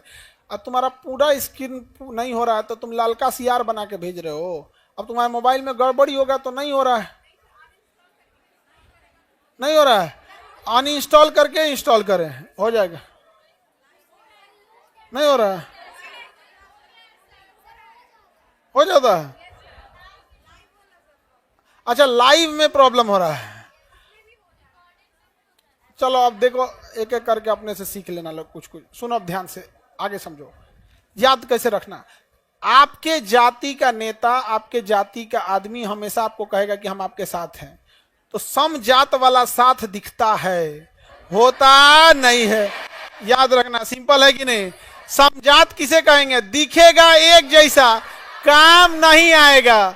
दिखेगा एक जैसा, काम नहीं आएगा। जैसे चमगादड़ का पंख, जैसे हमारा हाथ है शुरू में ऐसे, बाद में जाके ऐसे खुल जाता है, तो चमगादड़ का पंख, शेर या चीता का हाथ, मानव का हाथ, मछली का फ्लैप, दिखता एक जैसा है, समझात है लेकिन काम नहीं कर। इसी का उल्टा करेंगे तो क्या हो जाएगा? समवृत। समवृत क्या है? दिखता एक जैसा नहीं है लेकिन काम करता, एक जैसा दिखता नहीं है लेकिन काम करता है, उसी को क्या कहेंगे? समवृत। क्या कहेंगे? समवृत। क्या कहेंगे? समवृत। आगे बढ़ जाएं, उसे क्या कहेंगे? समवृत। जैसे कीड़े का, कीट का पंख, कीड़े में कितना पंख होता है? 4 गो। अब पक्षी में कितना होता है? 2 गो। क्या एक जैसा दिख रहा है? एगो में 4 गो पंख दिख रहा है, एगो में 2 गो पंख दिख रहा है, तो ऑब्वियस बात है एक जैसा तो दिख नहीं रहा है, लेकिन दोनों अपने पंख से क्या कर जाते हैं? उड़ जाते हैं। दोनों अपने पंख से उड़ जाएंगे। तो सुनो ध्यान से, परिभाषा बताना। उत्पत्ति एक समान दिखती है लेकिन कार्य अलग अलग। समझा? असमृत का बस इसी का उल्टा कर लेना, याद नहीं करना, कंफ्यूजन हो जाएगा, बस क्या कर लेना है? उल्टा कर लेना। समझा तो याद रहेगा। अवशेषी अंग जो शरीर में रहता है लेकिन किसी काम का नहीं है, क्या कहलाएगा? अवशेषी अंग। शरीर में है लेकिन किसी काम का नहीं है, क्या है? अवशेषी। जैसे आप लोग का दिमाग शरीर में है लेकिन किसी काम का है, शरीर में रहे काम ना करे, उसे क्या कहेंगे? अवशेषी। शरीर में है लेकिन काम ना करे, अवशेषी। जैसे मानव शरीर में अवशेषी अंग में देखेंगे अपेंडिस। क्या होता है? अपेंडिस। पे दाहिनी और बड़ी आंत के नीचे होता है अपेंडिस, जो घास भूस लकड़ी उकड़ी खा जाएंगे तो उसको पचाने के काम में आता है। हम लोग लकड़ी उकड़ी खाना छोड़ दिए, इसलिए हमारा अपेंडिस शरीर में है लेकिन काम नहीं करता है। लेकिन जानवरों में अपेंडिस बहुत जरूरी है, वही लकड़ी उकड़ी को पचाता है। कण, कान की पेशी है, जो कणवा बाहर है, इसका हमारा कोई काम नहीं है। ये कण पिल्लो कहलाता है, पन्ना, ये हमारे किसी काम का नहीं है। फिलहाल अभी है तो हम लोग जो पढ़ाने के टाइम पे इसमें माइक रख देते हैं, और अगर ये नहीं रहता तो माइक ऊपर रखते, यहाँ रख के पढ़ाते। क्या दिक्कत है? पायलट यहाँ रख के पढ़ा देगा। पायलट जो माइक रखता है ऊपर रखता है, समझ में आ गया कि नहीं आएगा? पायलट कहाँ रखता है? ऊपर। बड़का हेडफोनवा देखना ना, बड़का हेडफोनवा में आजकल लड़का गाना सुन रहा है, इतना बड़का 2 गो लोटा बराबर लगेले है, वही में गाना सुन रहा है। यहाँ पे चश्मा, हाँ चश्मा है तो यूज कर लेते हैं, नहीं तो नहीं यूज करेंगे। समझ में आ गया? जैसे महिला लोग, कान है तो इसमें पहनने के लिए यूज कर लेते हैं, नहीं रहता तो उस समय कोई और सिस्टम रहता। नहीं समझ में गया? इस सब टाइप का, कुछ इस टाइप का फैशन रहता, इसे निकालना कुछ और फैशन होता उस टाइम। यहाँ पे भीड़ उड़ में बेचारा दबा जाता इसे। तो शरीर में है, काम नहीं करे, क्या कहलाएगा? शरीर पे जो बाल है हमारे किसी काम का नहीं है, नाखून जो है हमारे किसी काम का नहीं है, लेकिन जानवरों के लिए नाखून काम का है। हमारा बड़ा हुआ नाखून काम का नहीं है, लेकिन नाखून जानवरों में बड़ा, जितना बड़ा अपनी उंगली है ना, उंगली जितना बड़ा है ना, उतना बड़ा शेर का नाखून होता है, उतना बड़ा शेर का नाखून होता है। अगर इसे दुलार में इसे खींच दिया ना तो उतना गहीर करके निकाल देगा। यहाँ पर दुलार करेगा ना आपको, इसे जैसे नहीं देखो कुत्ता उत्ता ऐसा ऐसे कूदने लगते हैं, छोटा छोटा नाखून है, हल्का हल्का होता है। अगर शेर कूद गया तो बड़का नाखून है एकदम तेज, और पे 2 कुंटल का रहता है, बकोट के एकदम घराक से इसे चिचिन पार देगा यहाँ से। जा अब सारा किड्नी उड्डी बाहर सब ढकेलते रह गए है, ऐसे निकलना नहीं है जी, मरिए जाएंगे हम, अवशेषी हो जाएंगे पूरा शरीर। शरीर में है, काम का नहीं है, क्या कहलाएगा? जैसे आप लोगों का दिमाग, अपेंडिक्स, शरीर के बाल, ये सब कैसे हैं? अवशेषी। समझा तो अवशेषी, ये सब समझ में आ गया? हटा के क्वेश्चन पूछें, बता देंगे आप लोग? हाँ, एक आदमी पॉकेट जी के दो। हाँ देखो, जैसे हम पूछ रहे हैं ऐसे ही आप लोग को पूछना है रूम पे बैठ के। दिमाग लगाए लोग ना, दिमाग तूर देंगे। रहे तब तो लगाए सब, यहाँ पे रहेगा ये नहीं, यहाँ पे पूछेगा। सुनो, जैसे जैसे पूछ रहे हैं ऐसे ही पूछना है यहाँ पे। बड़ी लंबा डिले हो गया बैठाने में आप लोग को, तो खैर एक आध क्लास में ऐसे हो जाता है। सुनो ध्यान से, जैसे जैसे पूछ रहे हैं उसी तरह, कोई टाइम लॉस नहीं करना है यहाँ पे। फिलोसॉफिकल जूलॉजिकल किसका किताब है? इसका है? जिराफ का सिद्धांत, सांप का टांग, मांसाहारियों में नाखून और दांत का बड़ा होना, चूहे का सिद्धांत, हाँ, natural origin of the species, natural selection, survival of the fittest, Darwin की किताब का नाम, origin of the species. Darwin के अनुसार संतान अधिक उत्पन्न होते हैं या कम, संघर्ष ज्यादा या कम, सामान्य जीव जिएगा या फिर जो सर्वोत्तम रहेगा वो, हाँ सर्वोत्तम रहेगा वो। बताइए विकास तेज होगा या धीरे, धीरे। उत्परिवर्तन तेज या धीरे, धीरे। उत्परिवर्तन तेज। ह्यूगो डी ब्रिज ने कौन सा सिद्धांत दिया, ह्यूगो डी ब्रिज ने उत्परिवर्तन, उत्परिवर्तन का सिद्धांत दिया। पीसीज में किसे रखते हैं, एम्फीबियन में, एबीज में, एबीज में पक्षी, रेप्टिलिया में, मानव बकरी, हाँ दिखने में समान लेकिन काम नहीं करेगा, समझा, भले अलग दिखे लेकिन काम करेगा सेम। कीट और पक्षी के पंख समवृत, मानव चीता चमगादड़ के हाथ, समझा, हाँ अपेंडिस, अपेंडिस कैसे अंग, औशेषी अंग। शरीर के बाल, सजीव निर्जीव की कड़ी, पादप जंतु के बीच का कड़ी, हाँ पक्षी और स्तनधारी, हाँ पक्षी और स्तनधारी, प्लेटिपास, पीसीज और एम्फीबियन, लंग्स, पीसीज और एम्फीबियन, पक्षी और सरीसृप, आर्कियो, पक्षी और सरीसृप, पक्षी और सरीसृप, आर्कियो, याद है, ऐसे पूछना है आप लोग को।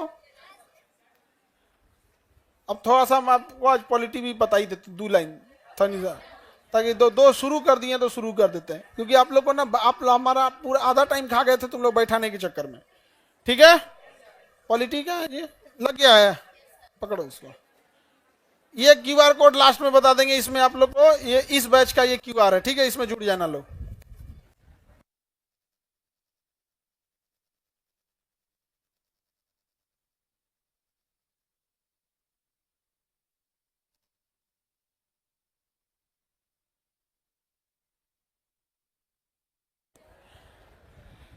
इससे आप लोग जुड़ गए ना, सारी सूचना इसी में देंगे लोग।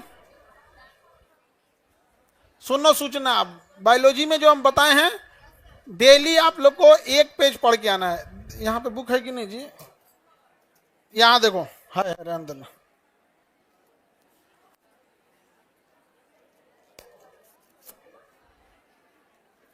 आगे बढ़े, पेज नंबर 380। सुनो बाबू, इधर सुनो, इधर देखना सब लोग। ये सबसे उटपटांग टॉपिक था। ये 1 पेज समझ रहे हो, ऐसे ये वाला 1 पेज दोनों और मिला के, ये होता है 1 पेज, इधर और इधर मिला के। आपको डेली 1 पेज पढ़ के आना है। कितना पेज? आप डेली 1 पेज पढ़ के आओगे, आपको याद हो जाएगा। हम आते पहले 15 मिनट सुनेंगे, फिर ये पूछेंगे। आज पहला क्लास है तो थोड़ा सा आप लोग को समझाने में टाइम लग जाता है, लेकिन हम ये डेली 1 पेज पूछेंगे। जैसे आज हम आपको कौन सा पेज पढ़ाएं? 380। कितना पढ़ाए हैं? कल आप लोग को 381 और 382 पूछेंगे। 381 और 382 कल पढ़ाएंगे। समझ में आ गया? कुछ भी हो जाए आप लोग को पढ़ के आना है और पॉकेट जी के लेके आना है। पॉलिटी कितने नंबर पेज पे है जी? 97।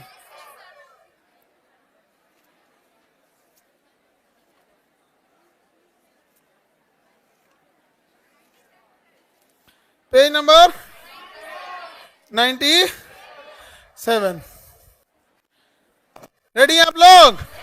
एक बार दोबारा पूछे, बताएंगे? बताओ ध्यान से। सजीव निर्जीव की कड़ी, पक्षी और सरीसृप, आर्कियो, बस आर्कियो बोलो यहां पर। पादप और जंतु के बीच की कड़ी, पीसीज मतलब मछली, पीसीज और एम्फीबियन, लंग्स फिश। बताइए ध्यान से, बताइए एवीज क्लास में किसे रखेंगे? एवीज क्लास में हाँ, पक्षी को। चलिए ध्यान से समझते हैं हम लोग। पॉकेट जीके का पॉलिटी थोड़ा सा स्टार्ट करेंगे क्योंकि आज लेट हो गया है, इसलिए हम ज्यादा नहीं बताएंगे। सुनो, भारत का संविधान कैसे कैसे चालू हुआ। जो ये फाउंडेशन में सबसे लास्ट में पढ़ाते हैं, यहाँ सबसे पहले पढ़ना पड़ेगा। सबसे जो पहले सबसे लास्ट में पढ़ाते थे, यहाँ क्या करना पड़ेगा, सबसे पहले। रेडी हैं आप लोग? क्या ढह गया जी। भारतीय संविधान का विकास 2 चरण में होता है। एक, जब 1857 की क्रांति जब नहीं हुई थी, पिटाया नहीं था सब, तो रेडीमेड संविधान बना के लाता था, यहाँ थोप देता सर। ऐसा कचराया सब 1857 में ना, ऐसा कचराया सब कि कहा से नहीं, यहीं के लोगों से पूछ के संविधान बनाएंगे। तो हमारा संविधान कितने भाग में है? पिटाने से पहले और पिटाने के बाद। पिटाने से पहले और पिटाने के बाद। समझ में आ गया? 2 भाग में। जो पिटाने से पहले था उसे कहा गया चार्टर। क्या कहा गया? क्या कहा गया? चार्टर। और जो पिटाने के बाद था उसे कहा गया अधिनियम। क्या किया गया? अधिनियम। जैसे भारत शासन अधिनियम 1935, पिटाने के बाद हुआ तो अधिनियम। अब पिटाने के पहले है तो पिटाने के बाद, पिटाने से पहले, पिटाने के बाद, पिटाने से पहले।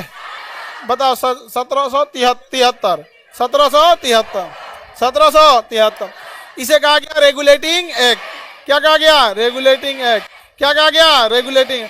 अंग्रेज छोटे छोटे जगहों पे कब्जा कर लिए थे, इसलिए उन्होंने सेंटर को बना दिया बंगाल को। रेगुलेटिंग एक्ट के तहत सेंटर किसे बनाया गया? बंगाल को। और बंगाल के गवर्नर को बंगाल का गवर्नर जनरल। बताइए, रेगुलेटिंग एक्ट 1773 किसे पावरफुल बनाया गया? बंगाल।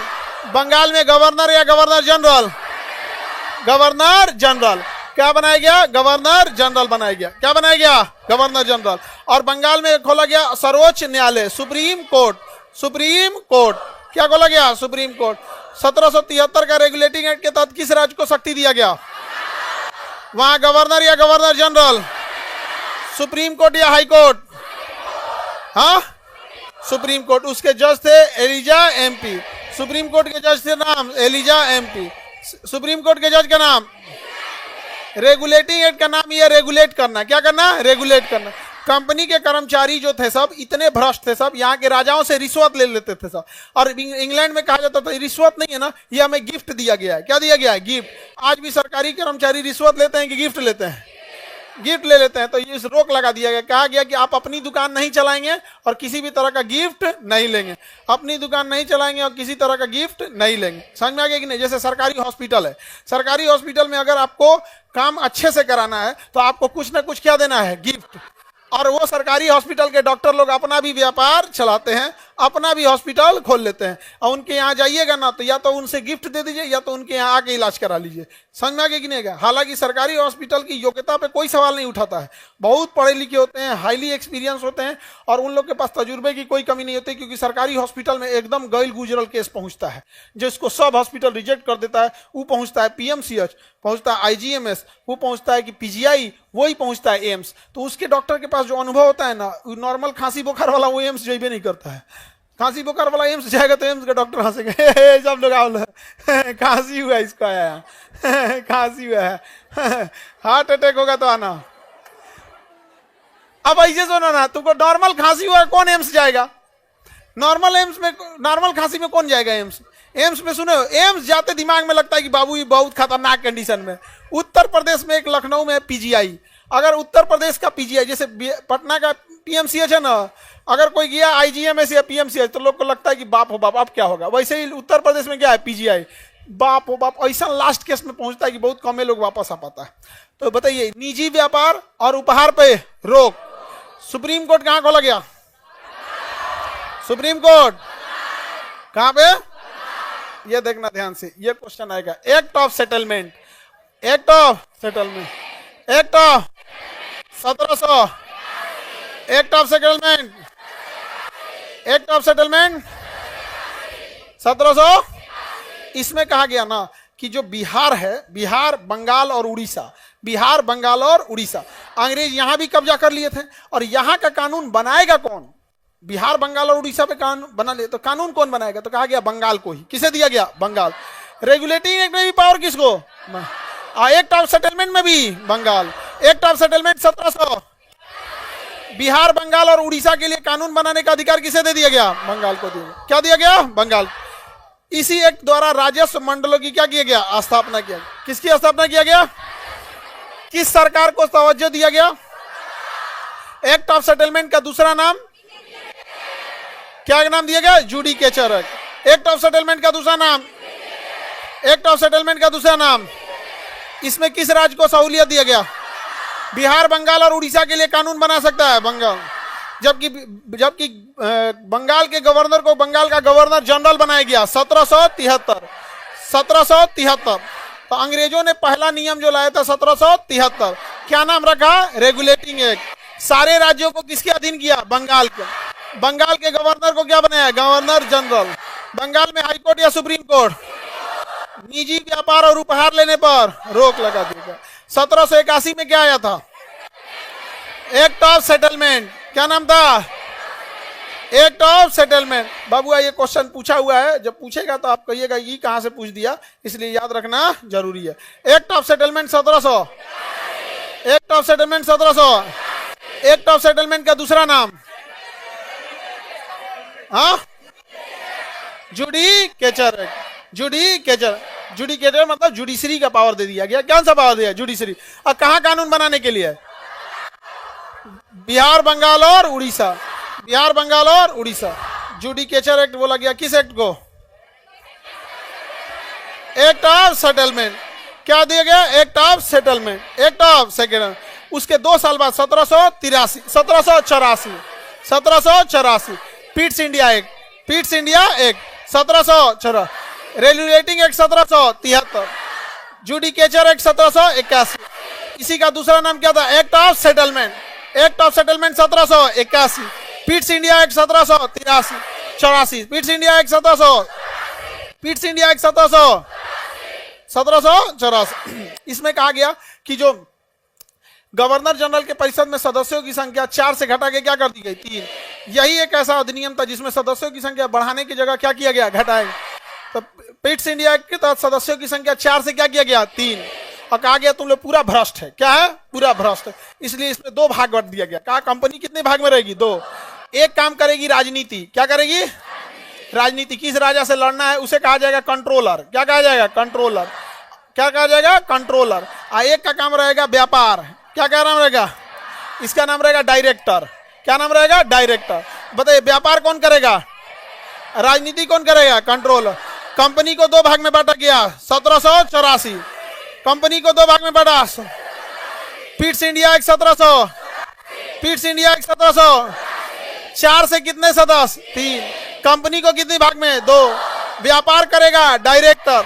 व्यापार करेगा, राजनीति करेगा, युद्ध करेगा कंट्रोलर, समझौता करेगा कंट्रोलर, राजा से व्यापार स्थापित करेगा डायरेक्टर। व्यापार, युद्ध और राजनीति। कंपनी में 2 नियम आ गए 1784। द्वैध शासन ला दिया 1784। पीट्स इंडिया एक्ट ने सिंगल शासन या द्वैध शासन?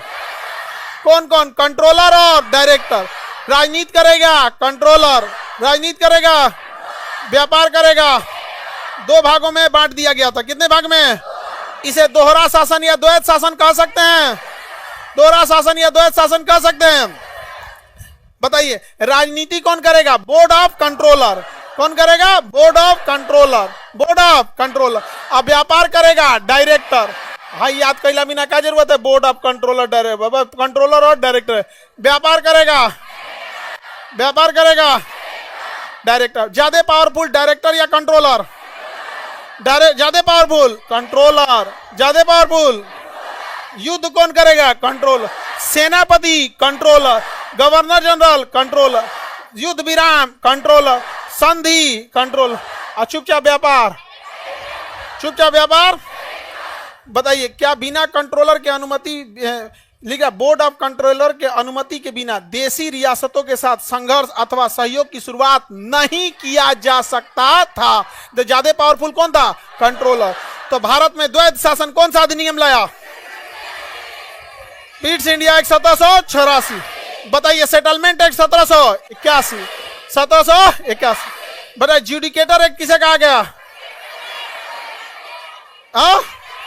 Act of settlement. Act of settlement के तहत कानून बनाने का अधिकार किसे दिया गया? बंगाल को।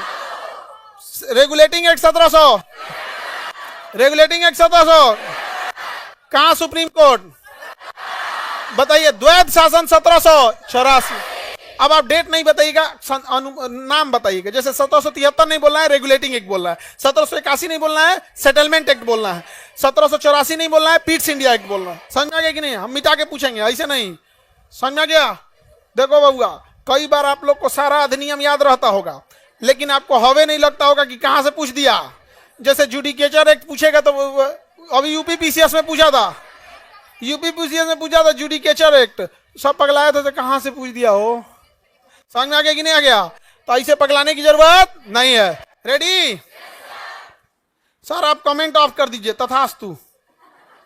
कमेंट ऑफ कर दिया जाए, ऑफ। Comment of. आगे बढ़े? अरे लाइव नहीं बंद करना, चलो ठीक है आगे बढ़ते हैं। ऑफ हो गया। हमको देखो कितना मानते हैं। देखो हम फ्लो में पढ़ा रहे हैं तो हम आपका कमेंट देखेंगे तो फ्लो खत्म हो जाता है, समझे? फ्लो में याद अच्छा से हो जाता है। रेडी? देखते हैं कितना लोग बताओ। रेडी हैं? डार्विन की किताब का नाम।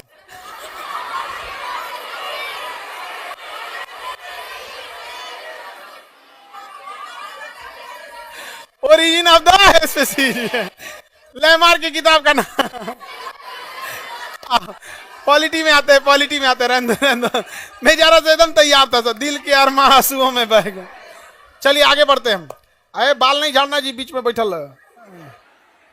बाल नहीं झाड़ो, बांध के आओ घर से। समझा के एगो सुतरी खरीद के दिले रहो, नारियल का रसरी बांध के आएगी सब। चलो ध्यान से देखो, नहीं तो अभी हम विजमैन का प्रयोग जैसे पोंछ काट के किया था ना, बाल काट के कर देंगे।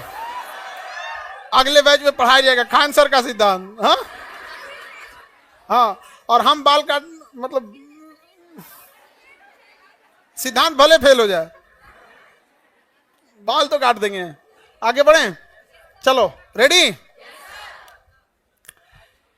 Regulating act 1700, act of settlement 1700, Pitt's India act 1700।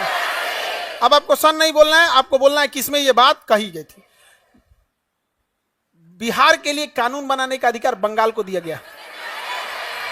Act of settlement, Calcutta में सुप्रीम कोर्ट।